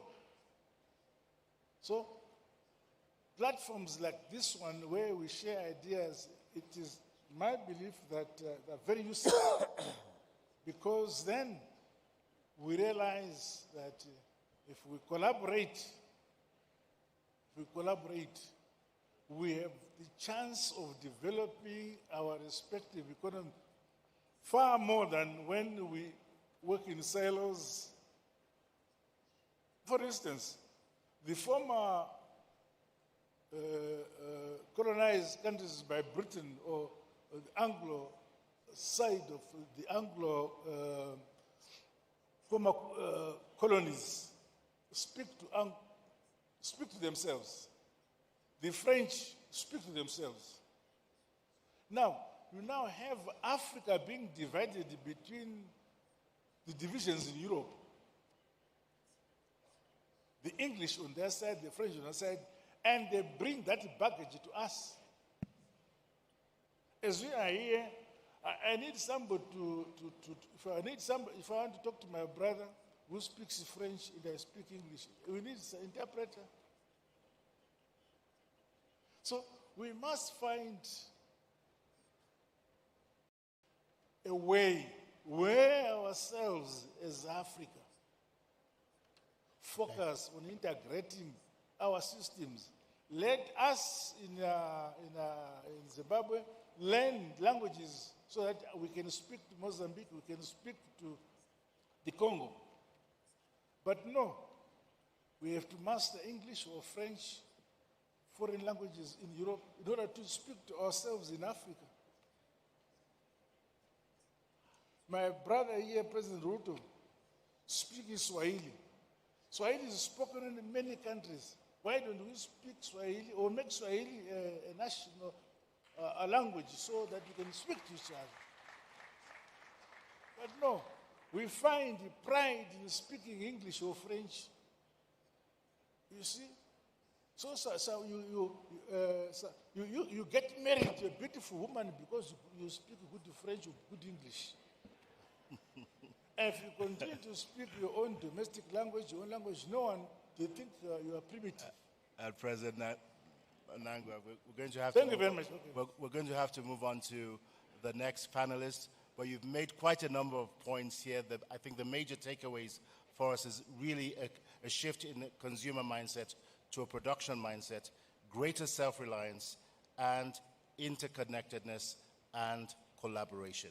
So thank you very much, Your Excellency. I'm going to come next to President Sheikh Mahmoud. Climate and global shocks have become major deterrents to sustained and predictable growth and transformation. So what concrete actions are you taking to ensure that Somalia is able to withstand the proverbial storm and build resilience in spite of these shocks? Thank you very much. First of all, let me follow my other colleagues to thank His Excellency President Ruto, the people and the government of Kenya for the warm reception that we received here in this August city of Nairobi. Regarding the question that you said, yes, true, Somalia is a country that has been in a very unique situation for a couple of decades now. But there has always been a progress that the country was making. Of course, we say we are slow. We deserve to do much faster progress than we did. The challenge, the phenomena of climate change is a global, continental, and regional, and it is a reality. No one can deny today. We are living with it every day and all days. So in Somalia, the fragility phenomena is among the challenges that we're facing. Very fragile country with fragile institutions. This has been complicated or compounded by successive years of droughts, followed by another year of El Nino and floods, and then regional infestation of locusts. So this makes the country face more complex challenges than ever. In that line, Somalia is now, for the first time in this history of 60 years of statehood, established the first Ministry of Environment and Climate Change for the first time in 2022 when I came back to the office. Now our main focus is addressing, establishing, and capacitating the institutions that address the climate change effects on the country. These institutions, some of them were existing, some of them are emerging now. Capacitating those institutions and partnering with the private sector and mobilizing the society, raising the awareness of our people are the main tasks that we are doing right now. The challenges are too many, a limited fiscal space. We are responding that by increasing our local revenue. And since we reached the debt clearance and the heavy completion point recently, only a couple of months back, we are starting to also put in place the mechanisms to access the financial institutions so that we can invest and fund our development or economic growth engines. With all these complexity and challenges, Somalia is also struggling and fighting and enduring terrorist groups that have been there more than a decade now. In all indications, whether it is the recovery of the territory, expanding the state and the governance institutions throughout the country, Somalia has made certain progress, but very far away from where we are willing to be. So the challenges are too many, but the opportunities are too many as well. Somalia succeeded to come up and build its financial institutions so that the international financing institutions accept it and the debt clearance has been achieved at the heavy completion point. And we have been lifted an arms embargo that was in the country for more than 3 decades. Somalia is soon going to join the United Nations Security Council as a non-permanent. All these are indications that the country is moving. But the issue of the climate is an obstacle and a hindrance in the path to recovery. So focusing on our strategic developing and growing our strategic resources areas like agriculture, blue economy, and particularly the livestock that we excluded from the agriculture is also moving forward.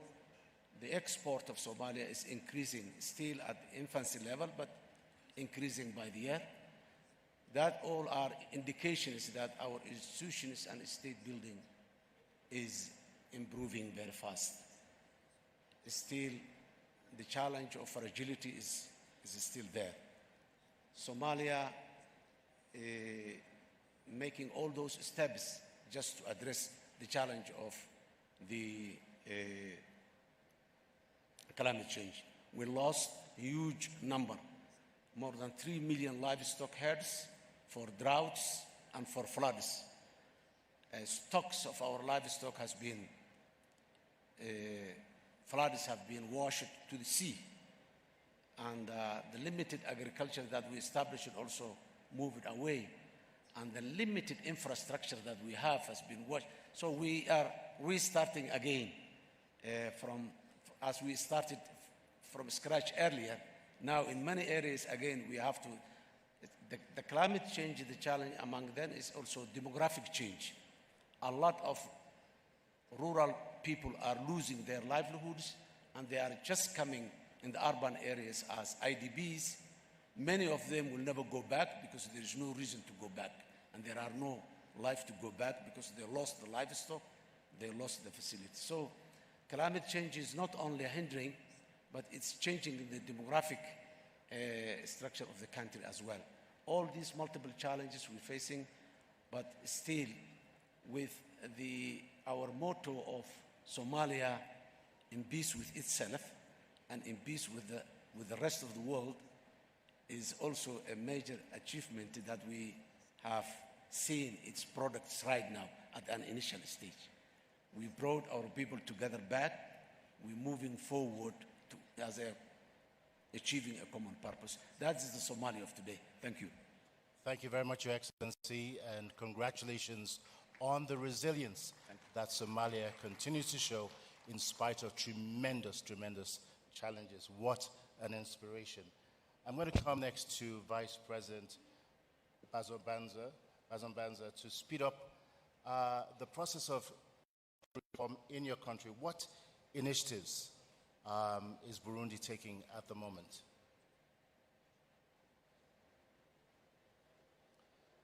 Merci beaucoup, mais je commencerai aussi par présenter mes sincères remerciements au président du Kenya pour l'accueil hospitalier dont nous avons fait l'objet avec toute ma délégation, mais aussi remercier tous les chefs d'État qui ont intervenu antérieurement, ainsi que le président de la Commission de l'Union africaine pour les multiples interventions qui nous ont guidés pour pouvoir en arriver ici. Et cela étant, je voudrais d'abord vous dire que le Burundi, dans la vision qui est même tracée dans le cadre des activités de la Banque africaine de développement,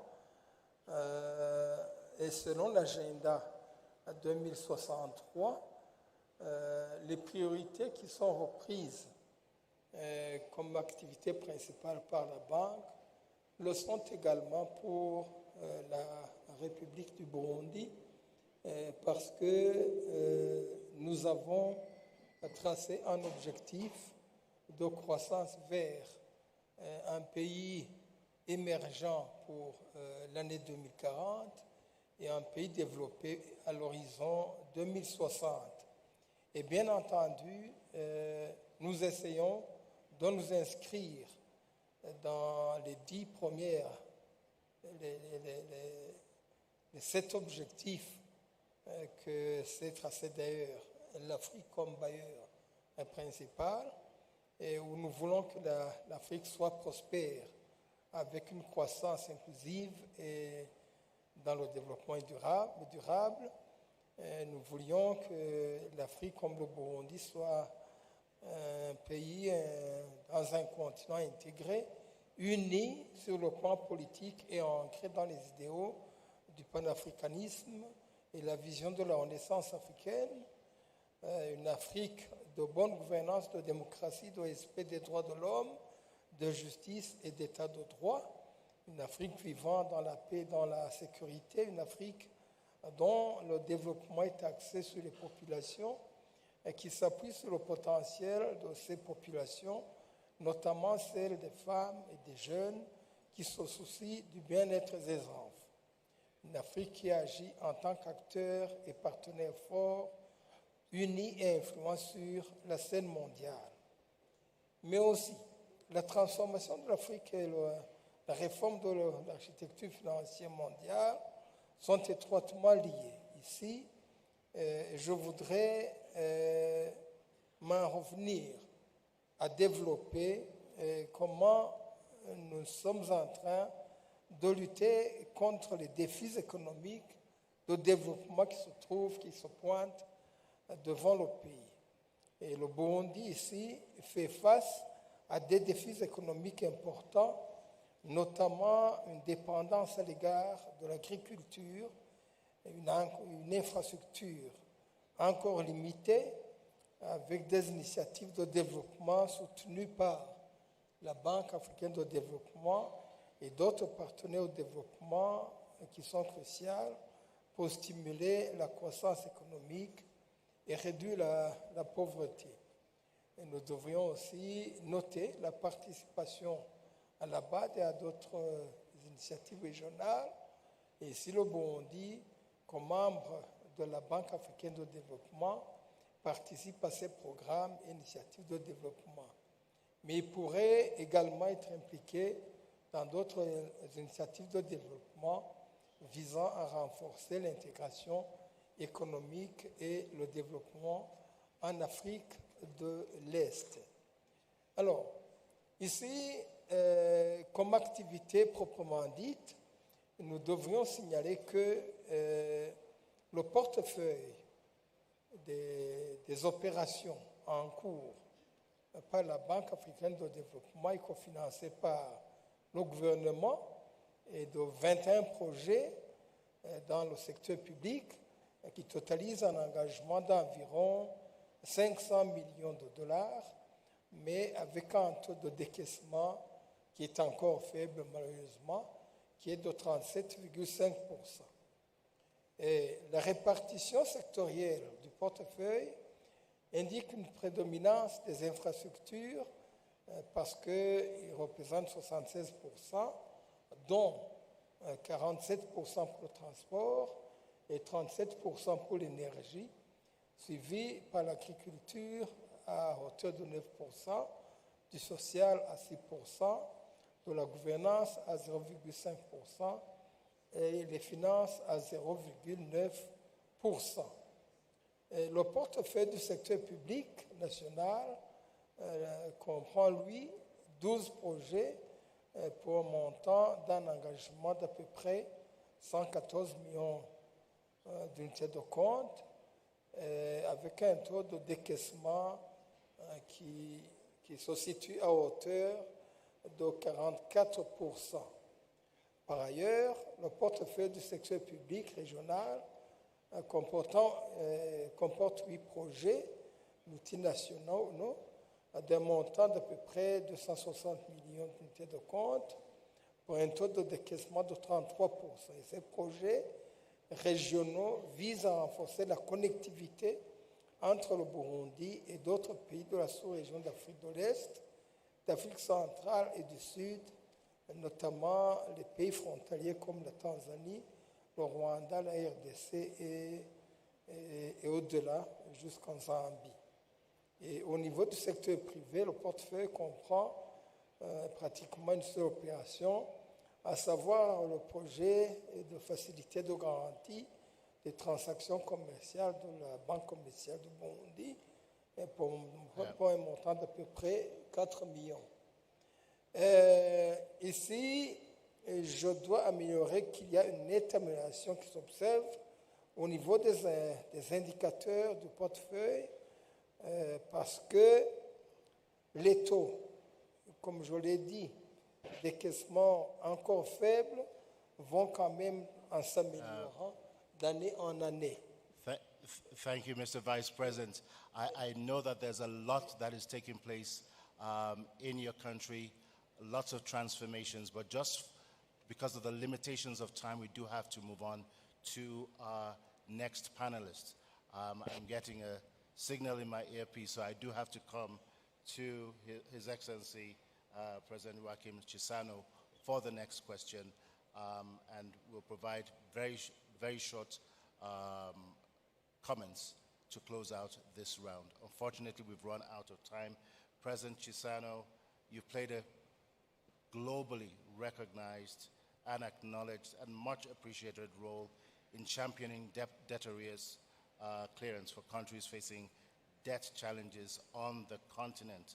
To your mind, what can and should Africa do to improve its debt situation? You've been involved in several negotiations, several discussions. If you wouldn't mind sharing your experiences with us, that would be much appreciated. Thank you, Excellency.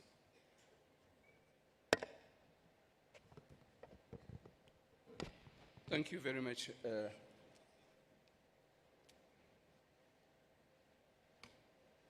I would like to start from where I thought I would end, if we had time, is to say that the ADB has to be congratulated. As far as what regards Mozambique, is for what they have done since 1977, when we established partnership. At that time, the other institutions were more powerful, were shy, were shying away from us. And there were many reasons why. It's because we never had stability in the country after independence proclamation in 1975. And and also there was this Cold War, but ADB came and became our partner, reliable partner. And I congratulate ADB also because of what they have done for Africa in general. And at present, we see the role played by President Adesina, who is my younger brother. And he has been delivering.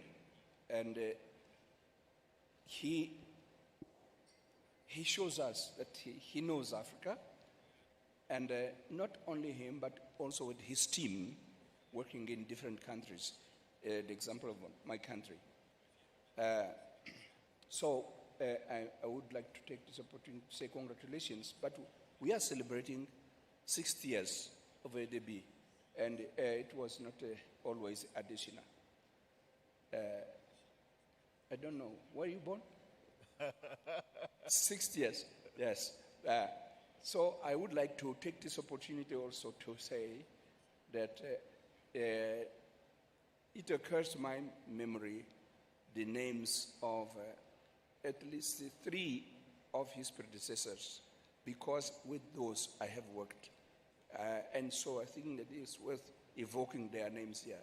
I didn't hear the other speeches speaking about them, although we are celebrating the 60th anniversary.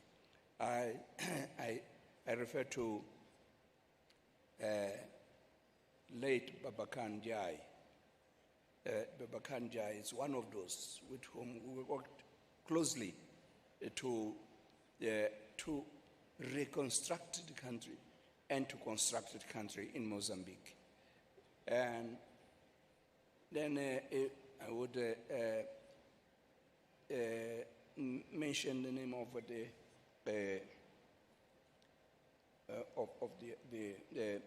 Omar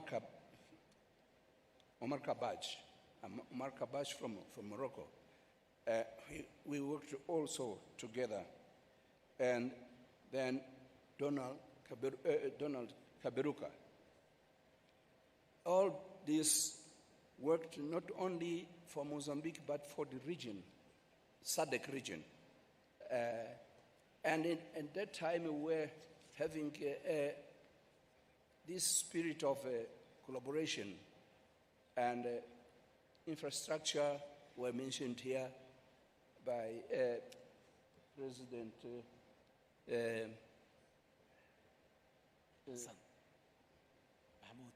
President Sassou Nguesso, and energy. At that time, the problem was coordinating efforts on infrastructure, railways, roads, dams, electricity, all infrastructure necessary. So this is not a new theme. He referred to Inga. It was not a new theme of those days. But what was missing there was this engine to make things happen. So what I could advise is to the ADB to be that engine to make things happen. We are having here ministers of finance. The ministers of finance are more practical than we. I was Minister of Foreign Affairs. We would speak about generalities, but when you come to the ground, you need someone to make things happen. So the ideas which we heard here start from far beyond, like when we joined the United Nations in 1975. What I found there was the discussion about a new economic order. And that idea of a new economic order vanished, I don't know why. But the new economic order is still valid for today. What we're discussing here is a new economic order because we're speaking about reform of structures. So, if I'm running away from your question, you may... That's okay, Your Excellency. I think you're doing very, very well, just ending on a positive note here. The question related to the role that you've played on the continent and... to challenge this problem of debt. Yes. Yeah. Well, debts are committed when you don't have money and you look for money in order to do something and to produce money. And so this is what is missing, because we go and have a debt and we come and then we go and have a debt because we don't know how to put the money to a good value. And I think that the ADB should be that bank of Africa. We have now an African Union. The idea of the Bank of Africa came from even before OAU. It was one of the things which should be done. But when the ADB was created, I think that we did not look at it as the Bank of Africa. We thought that it was just a bank to serve Africa. No, this is our bank, it's the Bank of Africa. And so we have to have ways of using this bank even to help the fragile states so that they have institutions which work, which can create jobs, so that we have the productivity, so that the little money we have, it multiplies, so that we don't have to incur into debts all the time. So Mozambique is one of the countries which was forgiven. The debt was forgiven in my time when I was acting head of state, and forgiven. But we had the debt again because we didn't have the means to make our potential wealth to become a real wealth which can be converted into a real value to make business in the world. So we had, because we didn't have the skills, when ADB came in 1977, found this problem that we didn't have skills, where maybe 90% illiterate in Mozambique. So, as President Mnangagwa said, the training of the of people so that they have know-how to transform our resources into value. It's a very valid point to which will help us to go away of the need of going for debt. And we have to have this African bank so that it's our channel. If we want to get a debt, we should have this channel, and not to jump to the big ones there. And so, because ADB knows us, it's the ND, how do you say it? ADN, the ADN of ADB is the ADN of Africa, of the African Union, and so on. So they know. So they are there to help to resolve the problems, and this is what the bank should not be shy to go and help us in each country to do things the right way, so that we come out with big figures, as they were announced here by President Ruto and by Desina himself. So in each country, we should have what is called in generic terms good governance, also in the field of economy. And this, I think that it is also the role of the bank. But to finalize, the bank will not do anything successful if we continue to have many voices in Africa. We are saying that we want to have a voice in the international arena, but that voice is there in Africa? Are we speaking the same voice? It's a question we have to ask ourselves all the time. Are we speaking with one voice? As we are here with the ministers of finance, maybe we are trying to speak the same voice. But if we go to another forum, are we going to speak the same voice when we go to the United Nations? When we go to Europe? So we need to have one voice so that ADB knows what to do, because they can have the leverage. They can bring more partners, their connections. Additional is very good in that. But I think that all the others were good to create new partnerships. And so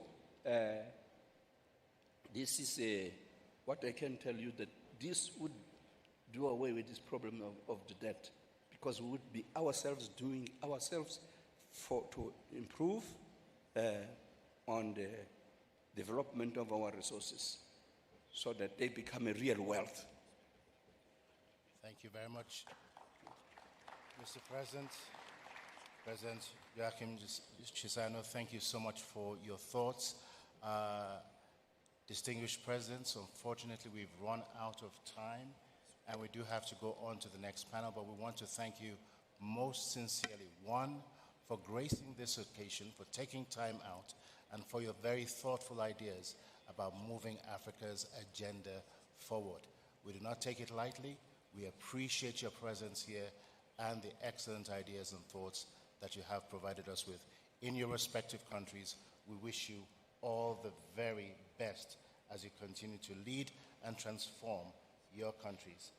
At this note, I'd like to say a big thank you to President Sassou Nguesso, President Emerson Mnangagwa, President Hassan Mahmoud, Vice President Prosper Bazombanza, and our dear President Joachim Chissano. Thank you very much, gentlemen and Mr. Presidents. We really, really appreciate your contributions today, and we wish you all the very best.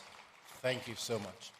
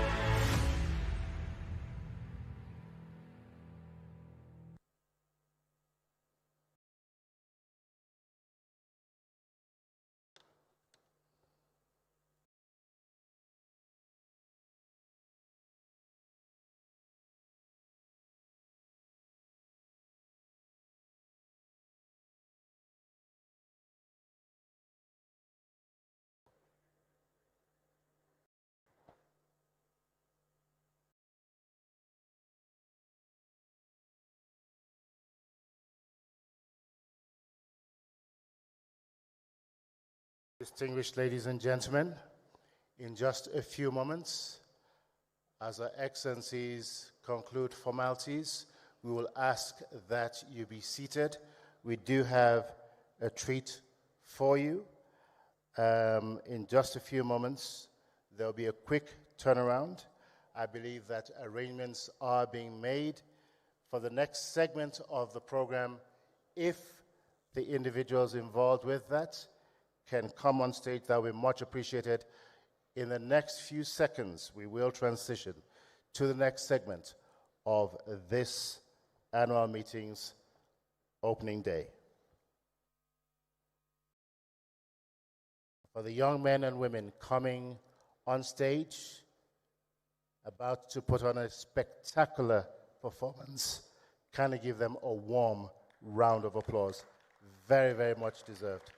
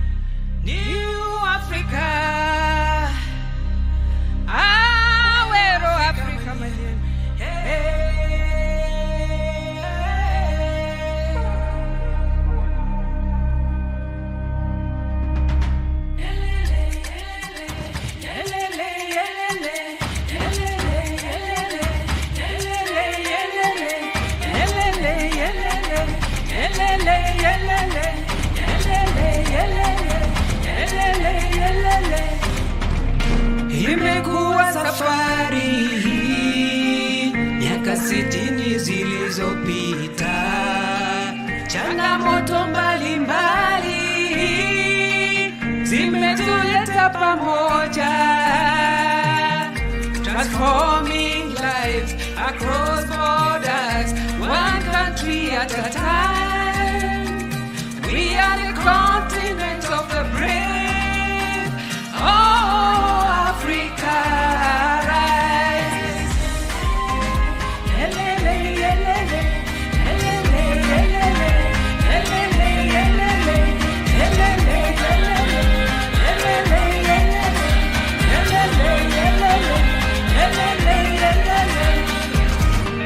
Ladies and gentlemen, Amabwana, Mesdames et Messieurs, turn your history books to page 60, find the sentence on economic independence. Step to the past and declare your political presence. Take a walk with the ancestors, disrupt pioneers and the innovators. Remember of the hard-fought revolution, its might against the colonial dictators, and of the right to make mistakes, the right to get up to plenty of choices, economic freedom so fervently demanded, with Kwame Nkrumah as one of the leading voices. Sekta ya elimu na mazingira.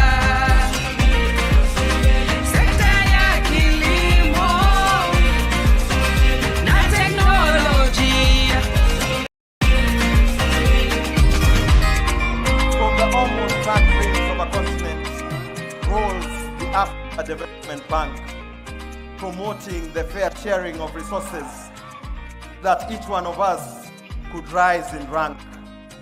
Their mission, so clear and true, to provide healthcare, provide education, to provide affordable homes, to transform lives, to eliminate poverty, to answer freedom's call.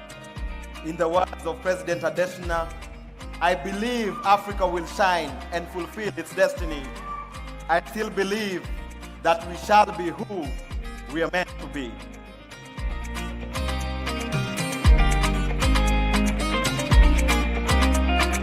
It's been a journey, time to celebrate. It's been a journey, Africa celebrate.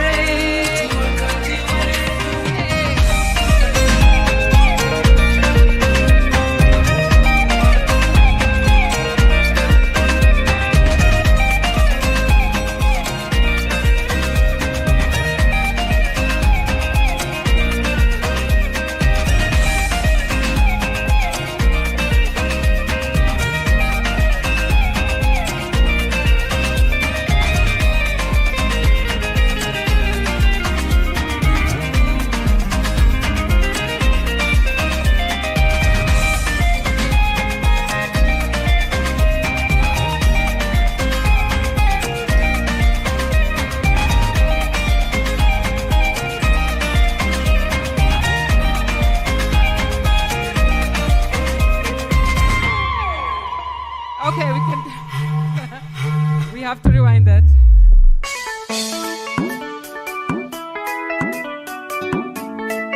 Okay.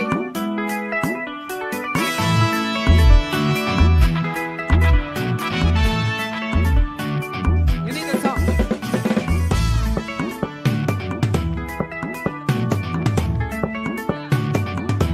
Okay.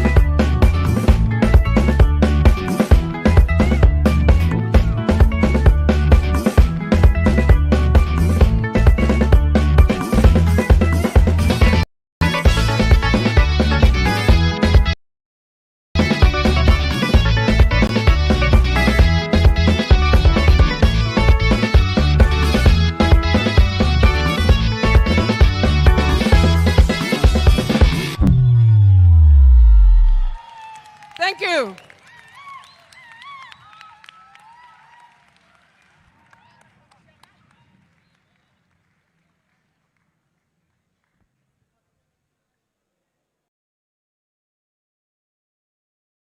Mais la croissance ne doit jamais s'arrêter, ni les rêves s'évanouir dans les nuages.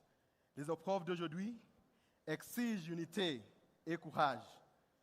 Together, we have risen and shown that we have the required strength to be a brother's keeper, responsible for delivering health and wealth. Africa will keep shining and fulfill its destiny. This remains Adesina's dream. A difference can and will definitely be made if we work as a team. As we celebrate this 60th anniversary, remember who you are. Keep the dream alive. Africa! Awero Africa! Awero Africa manyen! New Africa!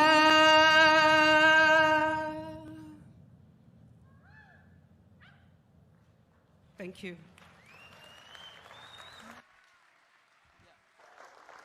Thank you very much. Thank you, thank you, and thank you.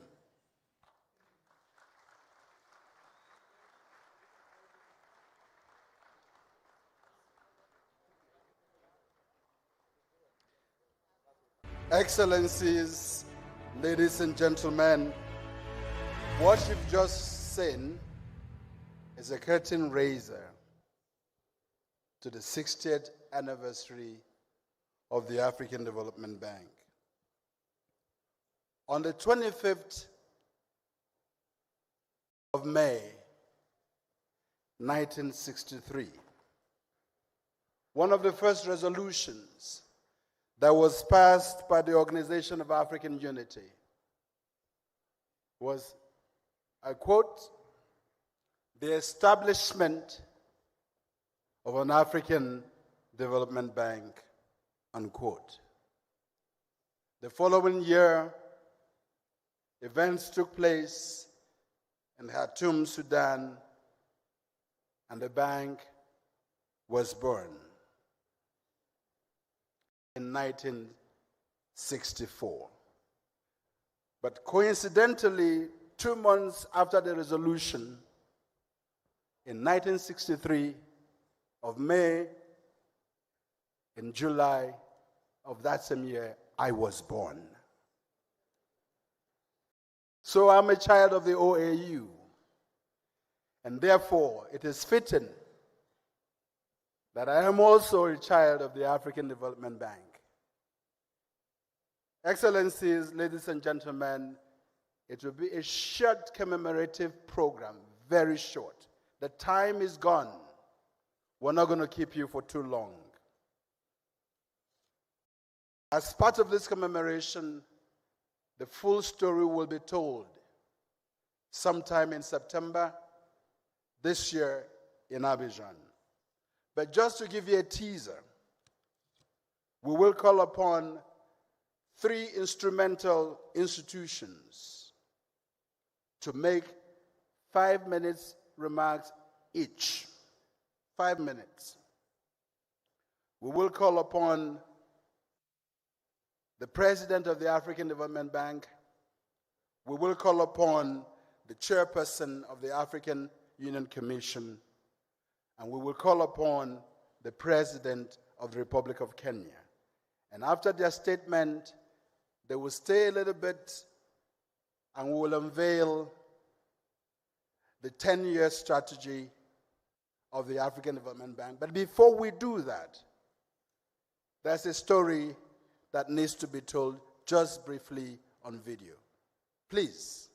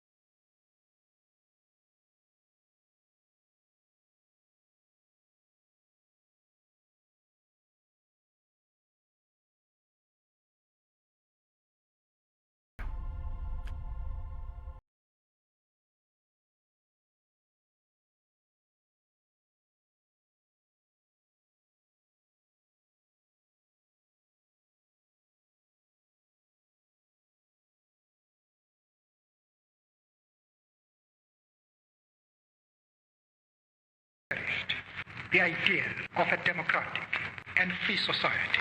When the greatest boxer of all time, Muhammad Ali, embarked on a tour of Africa, when South African singer Miriam Makeba took the world by storm with a sensational song, when leaders of independent African countries gathered in Cairo to open the second organization of the African Unity Summit. Their goal was clear: to build a strong, more resilient, and prosperous Africa. That same year, finance ministers from independent African countries gathered in Lagos, Nigeria, to inaugurate the African Development Bank. Their mandate and vision? To transform Africa socially and economically, and to integrate the continent's economy by accelerating the movement of people, goods, and services.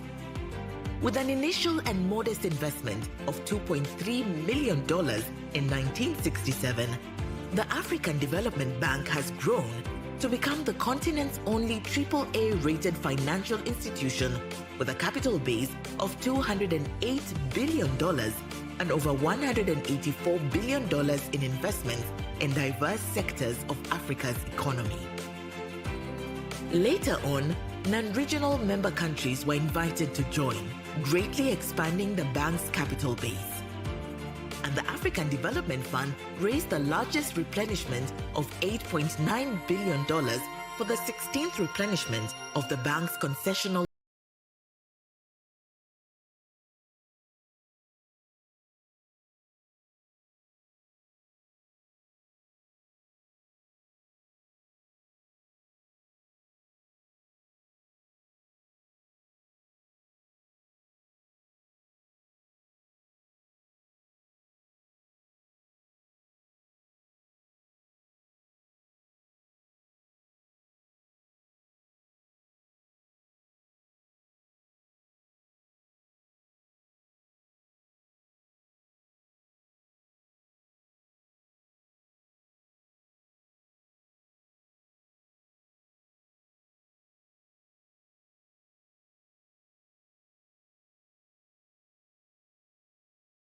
cyclones and environmental change.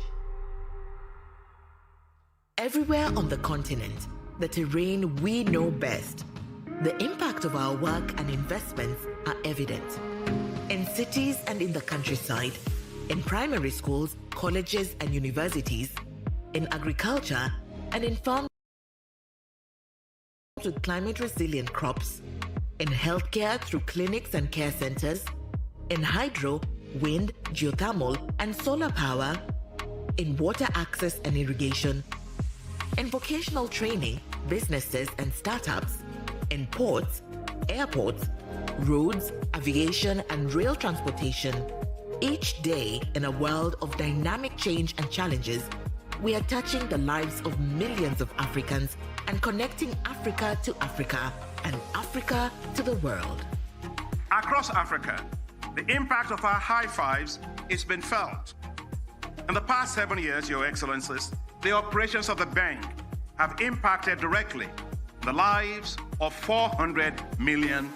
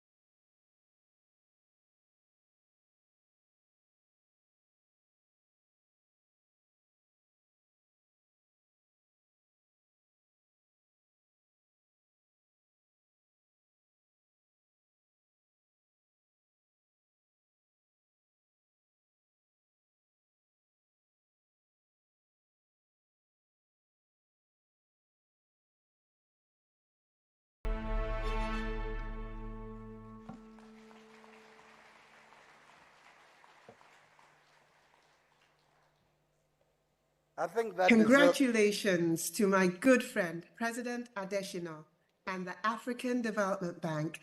Thank you very much for having me, and congratulations to the HB for 60 years. La Banque africaine de développement, notre banque, joue un rôle essentiel dans le développement des pays africains, et ce, depuis plus de 6 décennies. It is a profound honor to address you as we celebrate 6 decades of the exceptional contributions of the Africa Development Bank to Africa's development landscape. On behalf of the Africa 50 team, I extend our heartfelt congratulations on this momentous 60th anniversary milestone. We are looking forward to many more decades of shared progress and prosperity.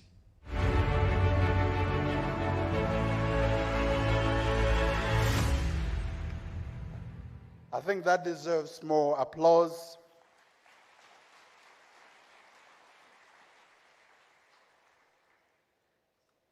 Without further ado, may I please welcome the President of the African Development Bank for some brief remarks.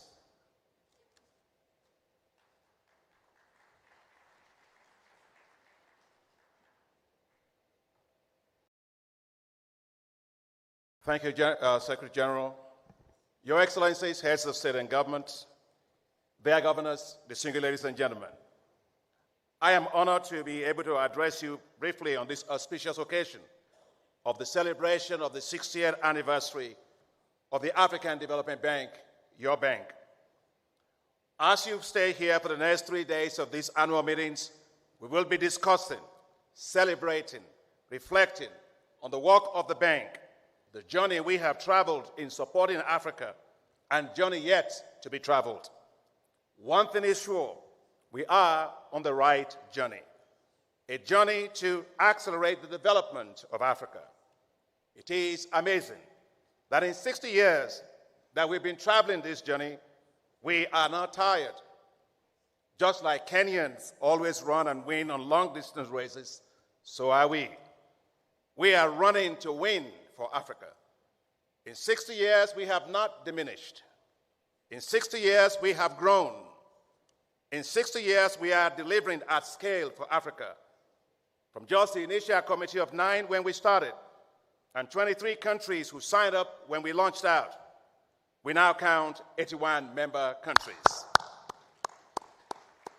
When the founders of the African Development Bank met in Khartoum, Sudan in 1963, they had a dream, promoting and accelerating the economic and social development of African countries. 1 year after, in 1964, I was only 4 years old. The first board of governors of the bank met in Lagos, Nigeria. So started the journey of hope for Africa. From our first projects in Sierra Leone, the National Development Bank of Sierra Leone, and Kenya right here, Mr. President, the Athi River, Namanga Road in Kenya's southeastern region connecting to Tanzania, we now have over 5,600 projects across Africa. As we continue this journey of hope for Africa, we honor and celebrate the hard work, the leadership, and the efforts of 7 presidents of the bank before me.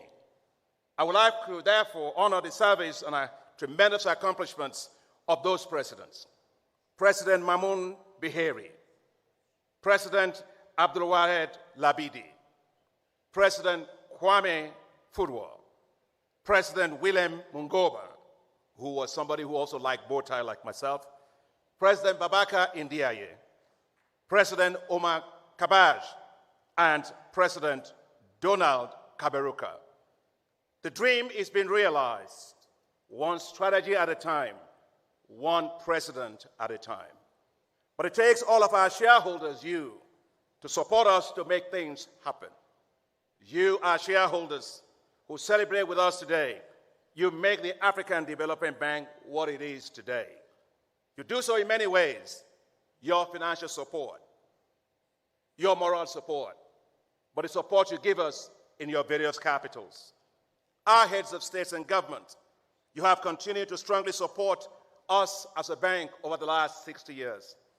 And I'd like to use this time to particularly thank His Excellency President William Ruto for the wonderful announcement that you made this morning, that you'll be contributing $25 million to the African Development Fund.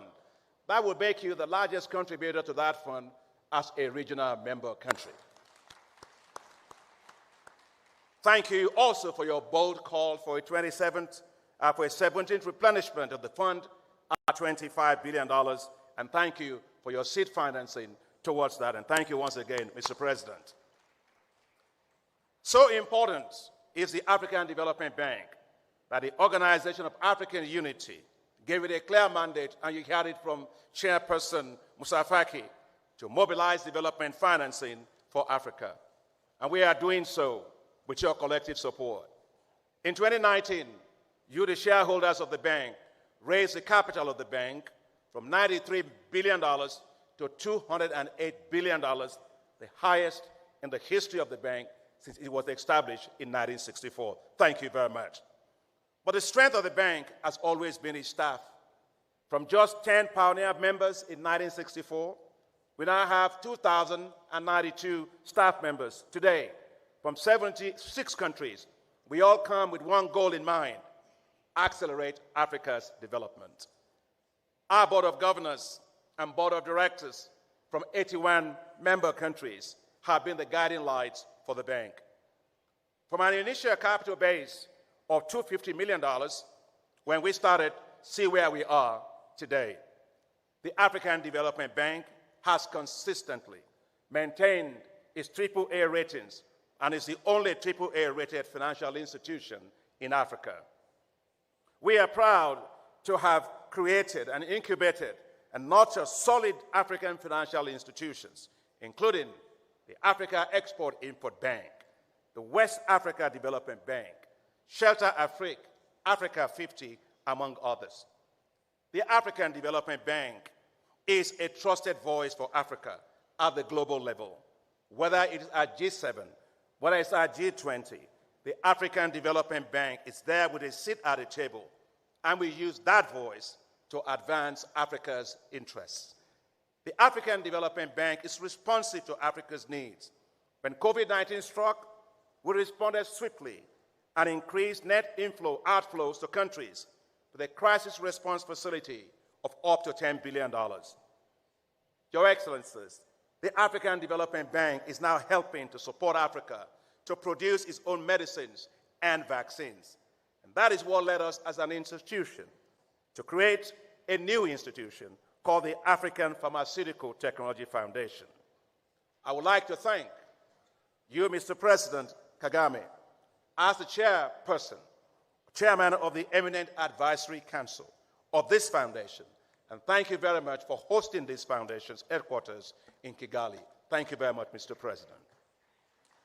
I am delighted that in less than 1 year since its establishment, the African Technology Foundation, like all the other institutions we set up before, was listed by DIVEX as one of the 24 institutions to watch out for globally in 2024. Just last week, I was at the G7 finance ministers and central bank governors meeting in Stresa, Italy, where the G7 strongly supported the Alliance for Green Infrastructure in Africa, jointly developed by the African Development Bank, Africa 50, and the Africa Union. It was quite exciting that the G7 collectively pledged $150 million to AGIA. The G7 also pledged support for the callable capital increase of the African Development Bank.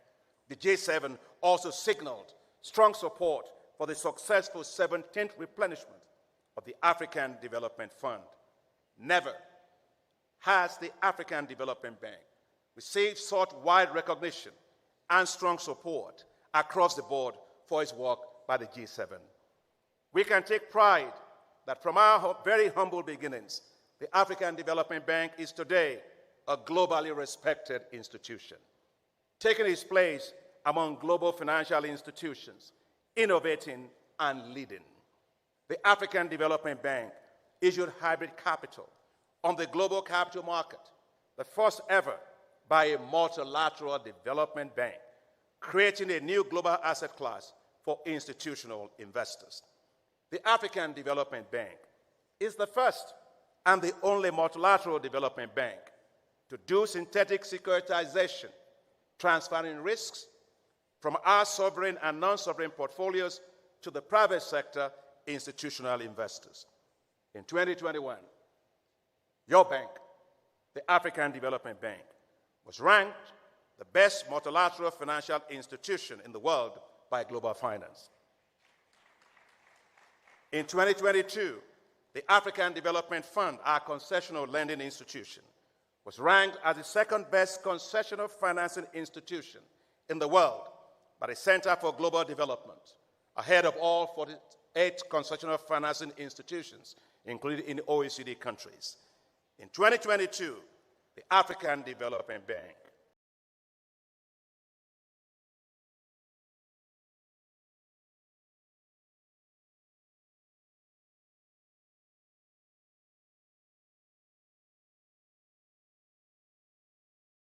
was ranked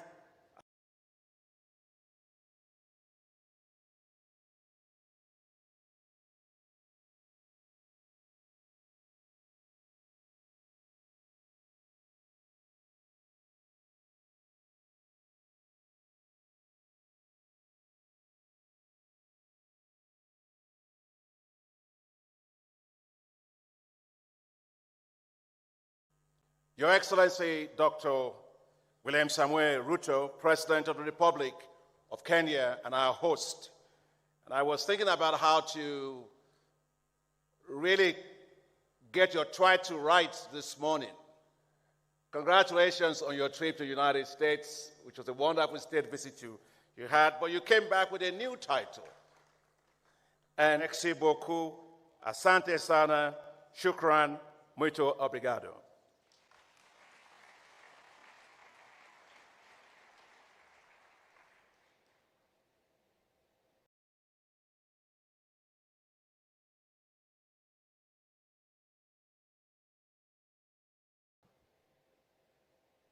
Thank you, Mr. President, for your insightful statement. May I invite His Excellency, Mr. Musa Faki Mahamat, Chairperson of the African Union Commission, to make a brief statement.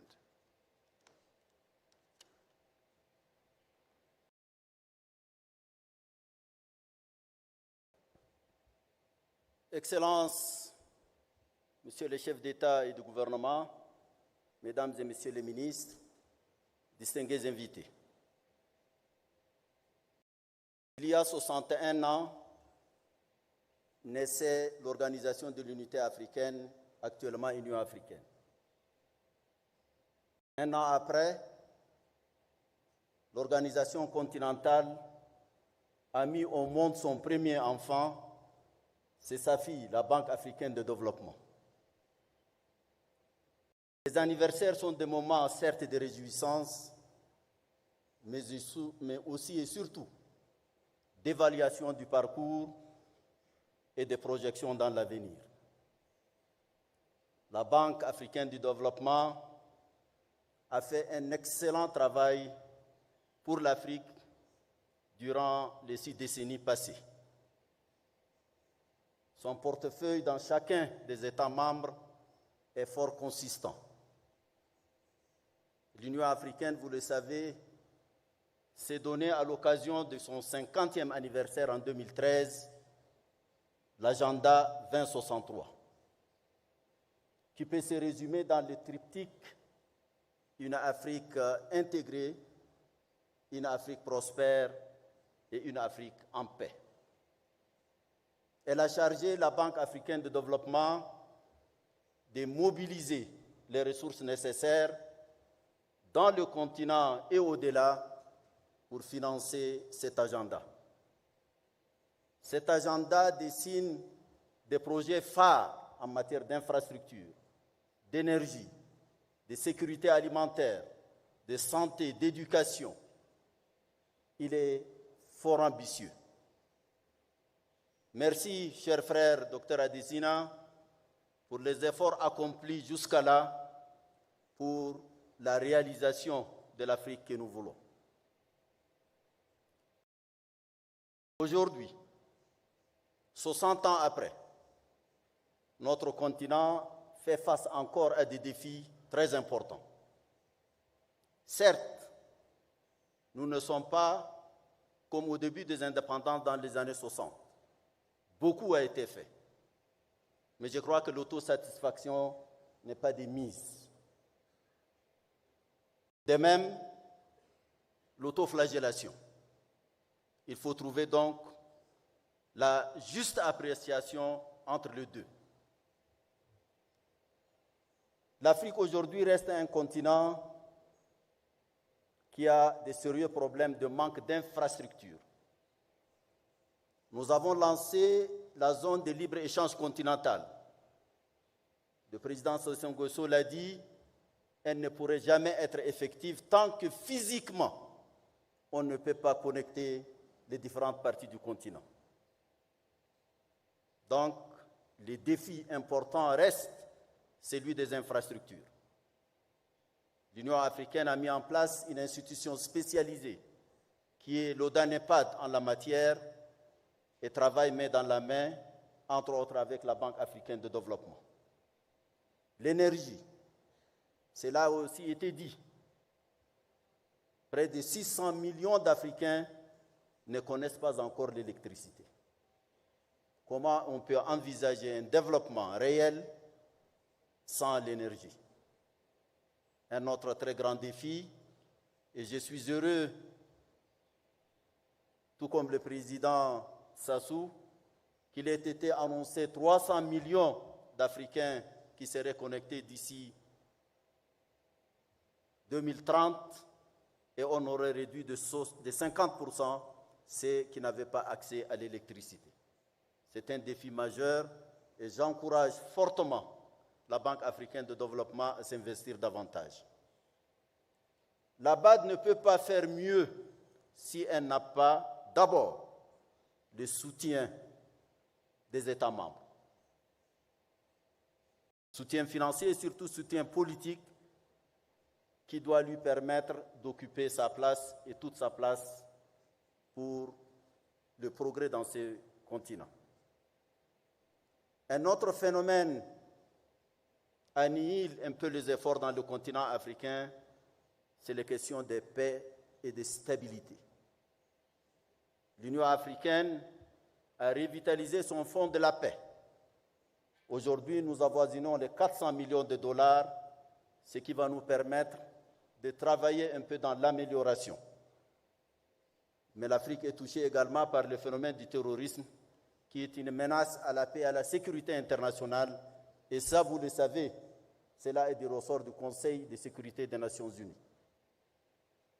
Heureusement qu'il y a l'année dernière une résolution qui s'engage à financer 75% des opérations de paix menées par l'Union africaine, notamment dans la lutte contre le terrorisme dans le continent africain. Il reste 25% des gaps à trouver également pour financer à 100% la paix et la stabilité dans le continent africain. Je souhaite, et la BAD a déjà commencé à le faire, à penser au financement de la sécurité.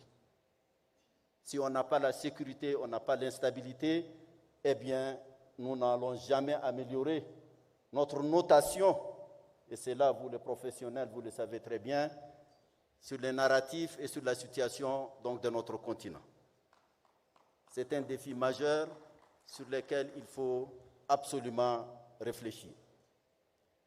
L'Union africaine est en pleine réforme. Je remercie le président Kagame et le président Ruto qui, de concert avec la Commission, mènent cette très difficile réforme. Nous avons là également accompli des progrès, mais il n'en demeure pas moins. Et je l'ai dit avec beaucoup de regrets, il manque encore suffisamment de volonté politique au niveau de nos États pour pousser, parce qu'il faut parler d'une seule voix, ce qui n'est malheureusement pas encore le cas dans différentes situations.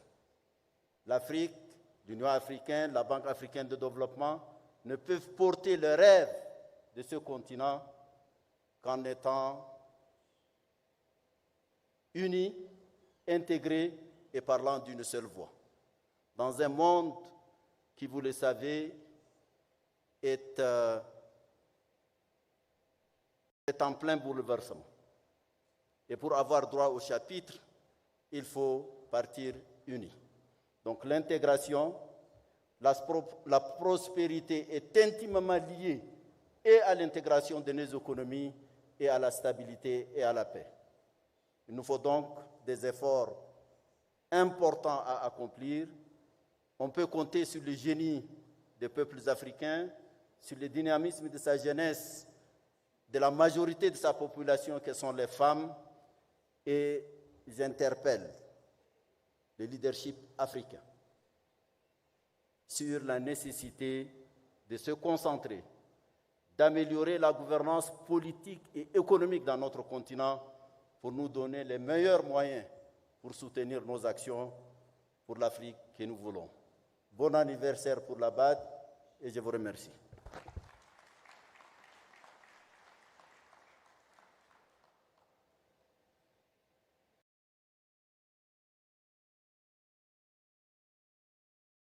Thank you, Chairperson of the African Union Commission. Without the OAU, there would have not been an African Development Bank. Thank you, and thank you for the partnership. May I invite His Excellency, Dr. William Samoei Ruto, President of the Republic of Kenya, to make some brief remarks.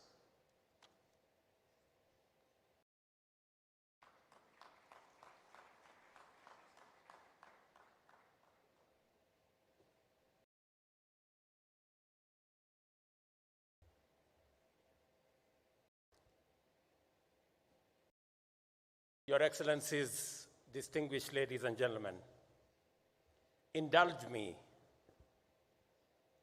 because I have been asked actually instructed, I think, by President Sassou Nguesso to give a progress report on the meeting we had in Paris on the financing pact.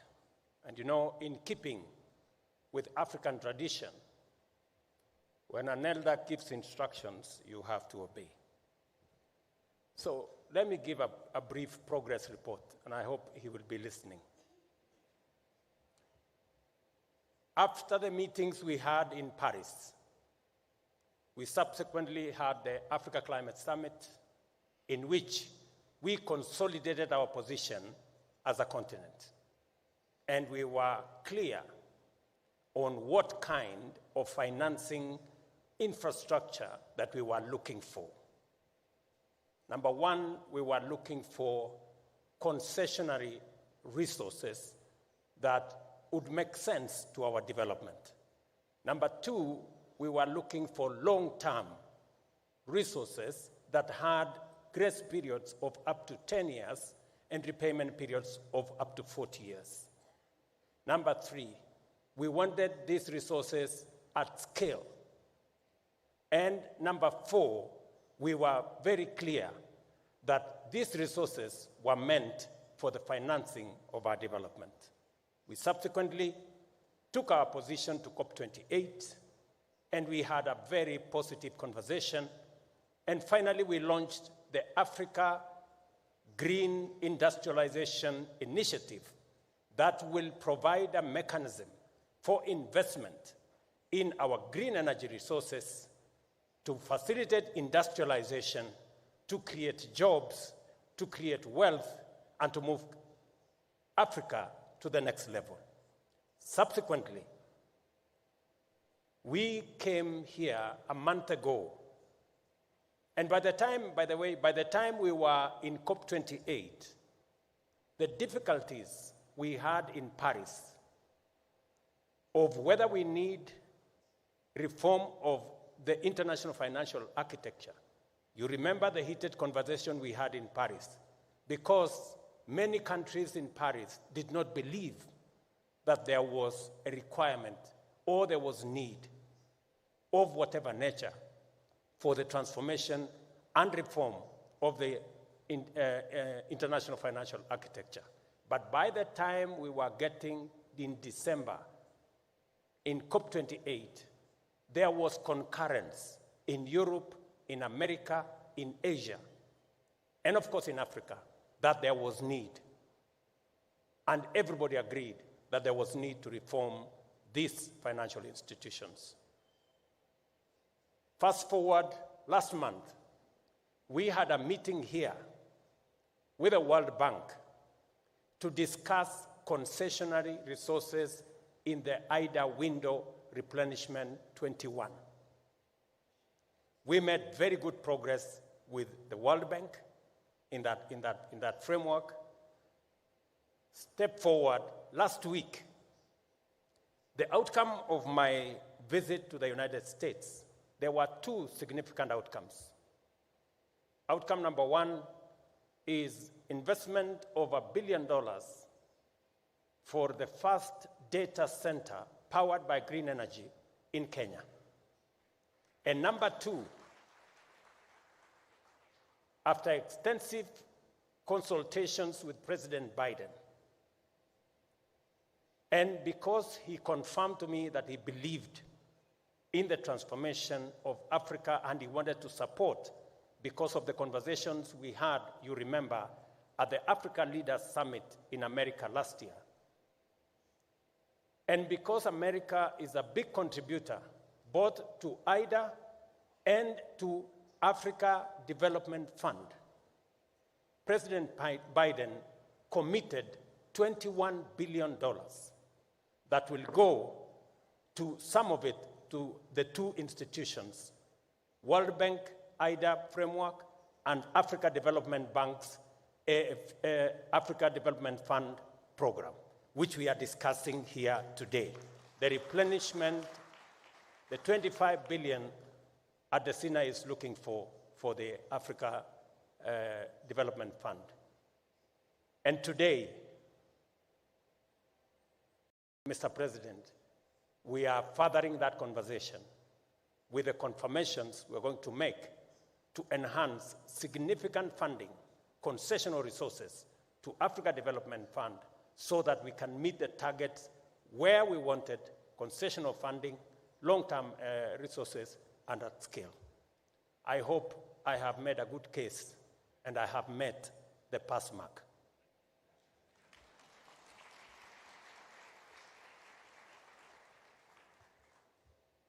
Your Excellencies, I acknowledge the insightful remarks you have made on Africa's prospects. Your words underline the critical need to match our continent's immense potential with corresponding concessional financing and action. I reiterate that there is a clear necessity for increased funding in the next replenishment cycle of Africa Development Fund with a target of not less than $25 billion.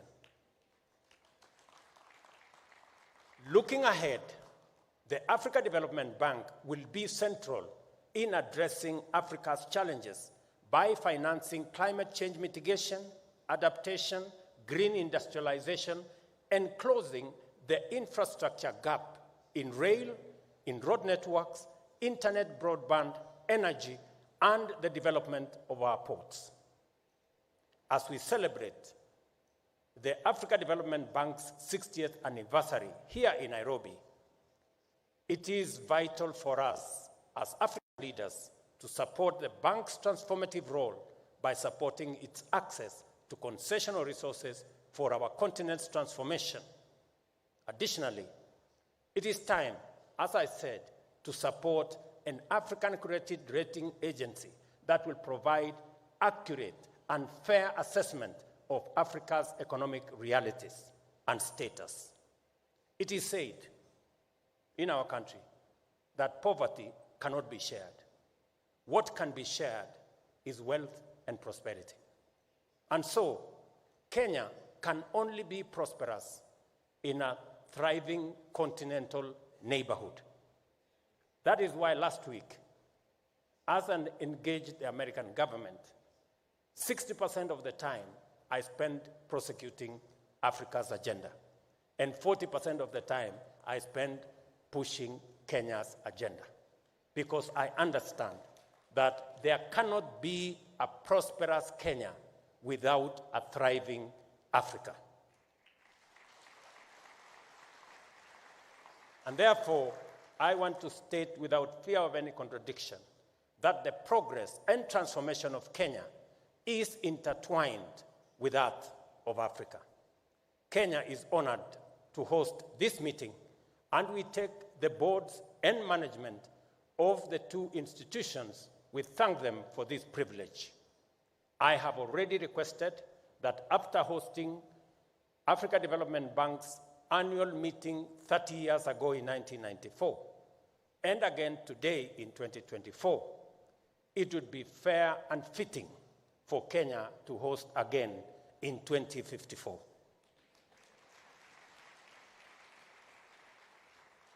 I am told by my brother Evangelist Adesina that my request is under consideration. I would request that this decision be made early, because neither we nor the decision makers then might be fit enough to do so 30 years from now.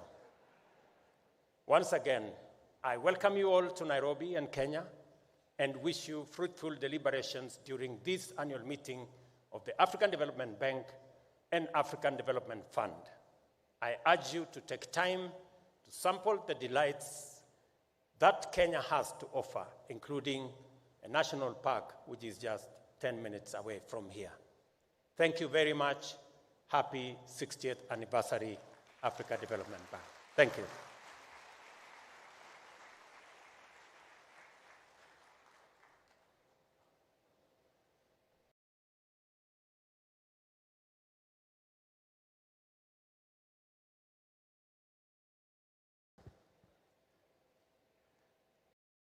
Thank you, Mr. President, but I see that you're already overthrowing my president as the evangelist for Africa.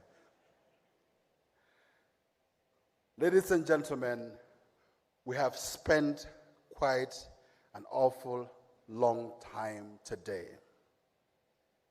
and we don't want you to continue to spend a lot of time, but we just have one little thing to do: the unveiling of the next 10-year strategy of the bank, which will take just a very few minutes. Can you please animate? And as you animate, can you please get copies ready? And I will call upon the President of the Republic. I will call upon the President of the African Development Bank. I will call upon the Chairperson of the African Union Commission and the Chairperson of the Board of Governors to please stand in the middle as they bring the copies for you to unveil. But prior to that, could you please animate?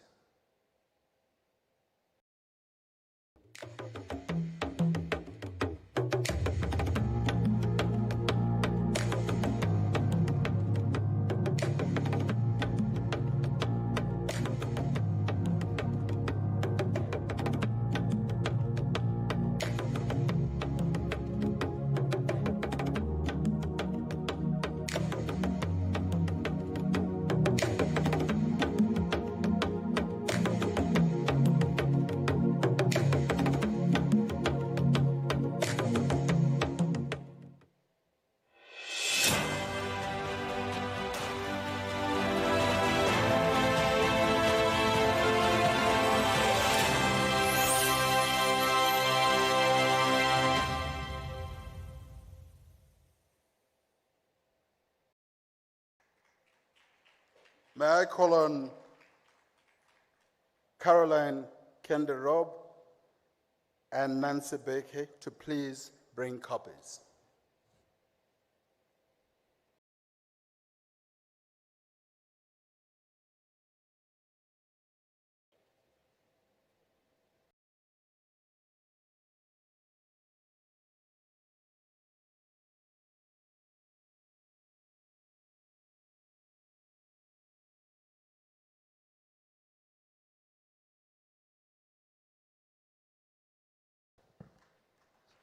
So here you have it, unveiled the next 10-year strategy of the African Development Bank Group, governors' copies will be shared out to you. Thank you, Mr. President. Thank you, the head of state. Thank you, Chairperson of the African Union Commission. And thank you, Chairperson of the Board of Governors. And to close this session, may I please invite the Senior Vice President, Swazi Shabalala, to give a vote of thanks.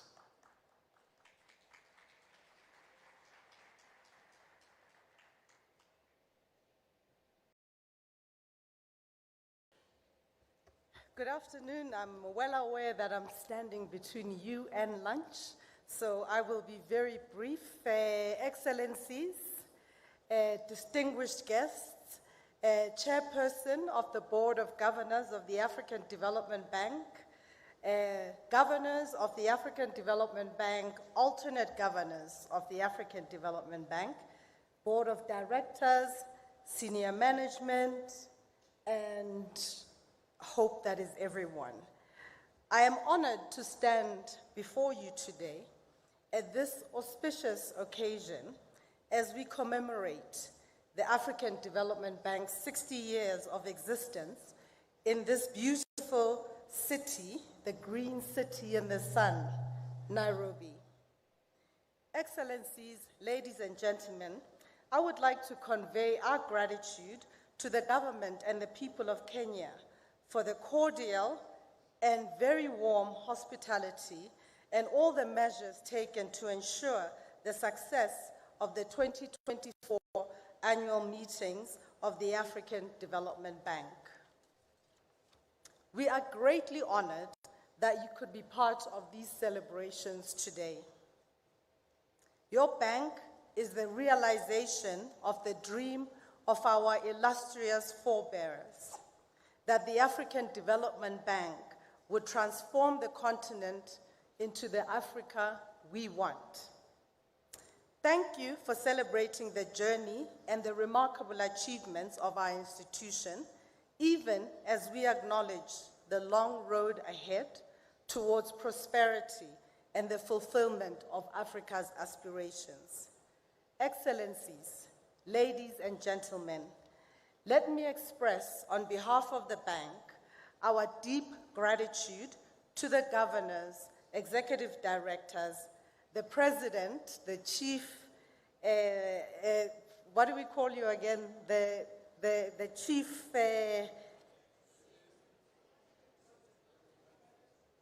he's got lots of names, and every single staff of the bank, past and present, for their dedication and commitment.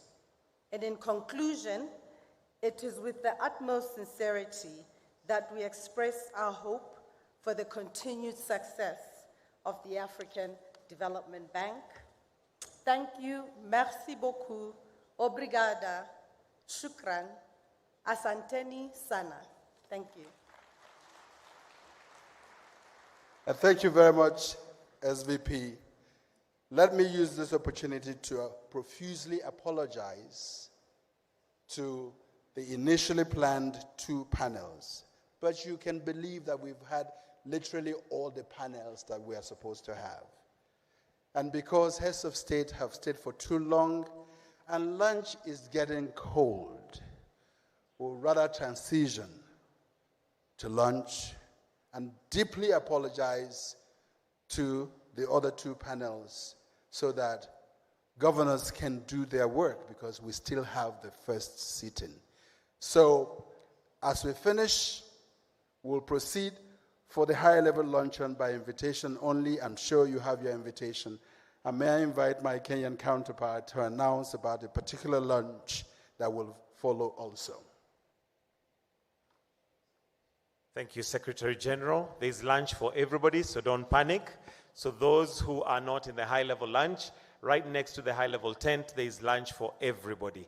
And why don't we give ourselves a wonderful round of applause for being patient and staying till this time.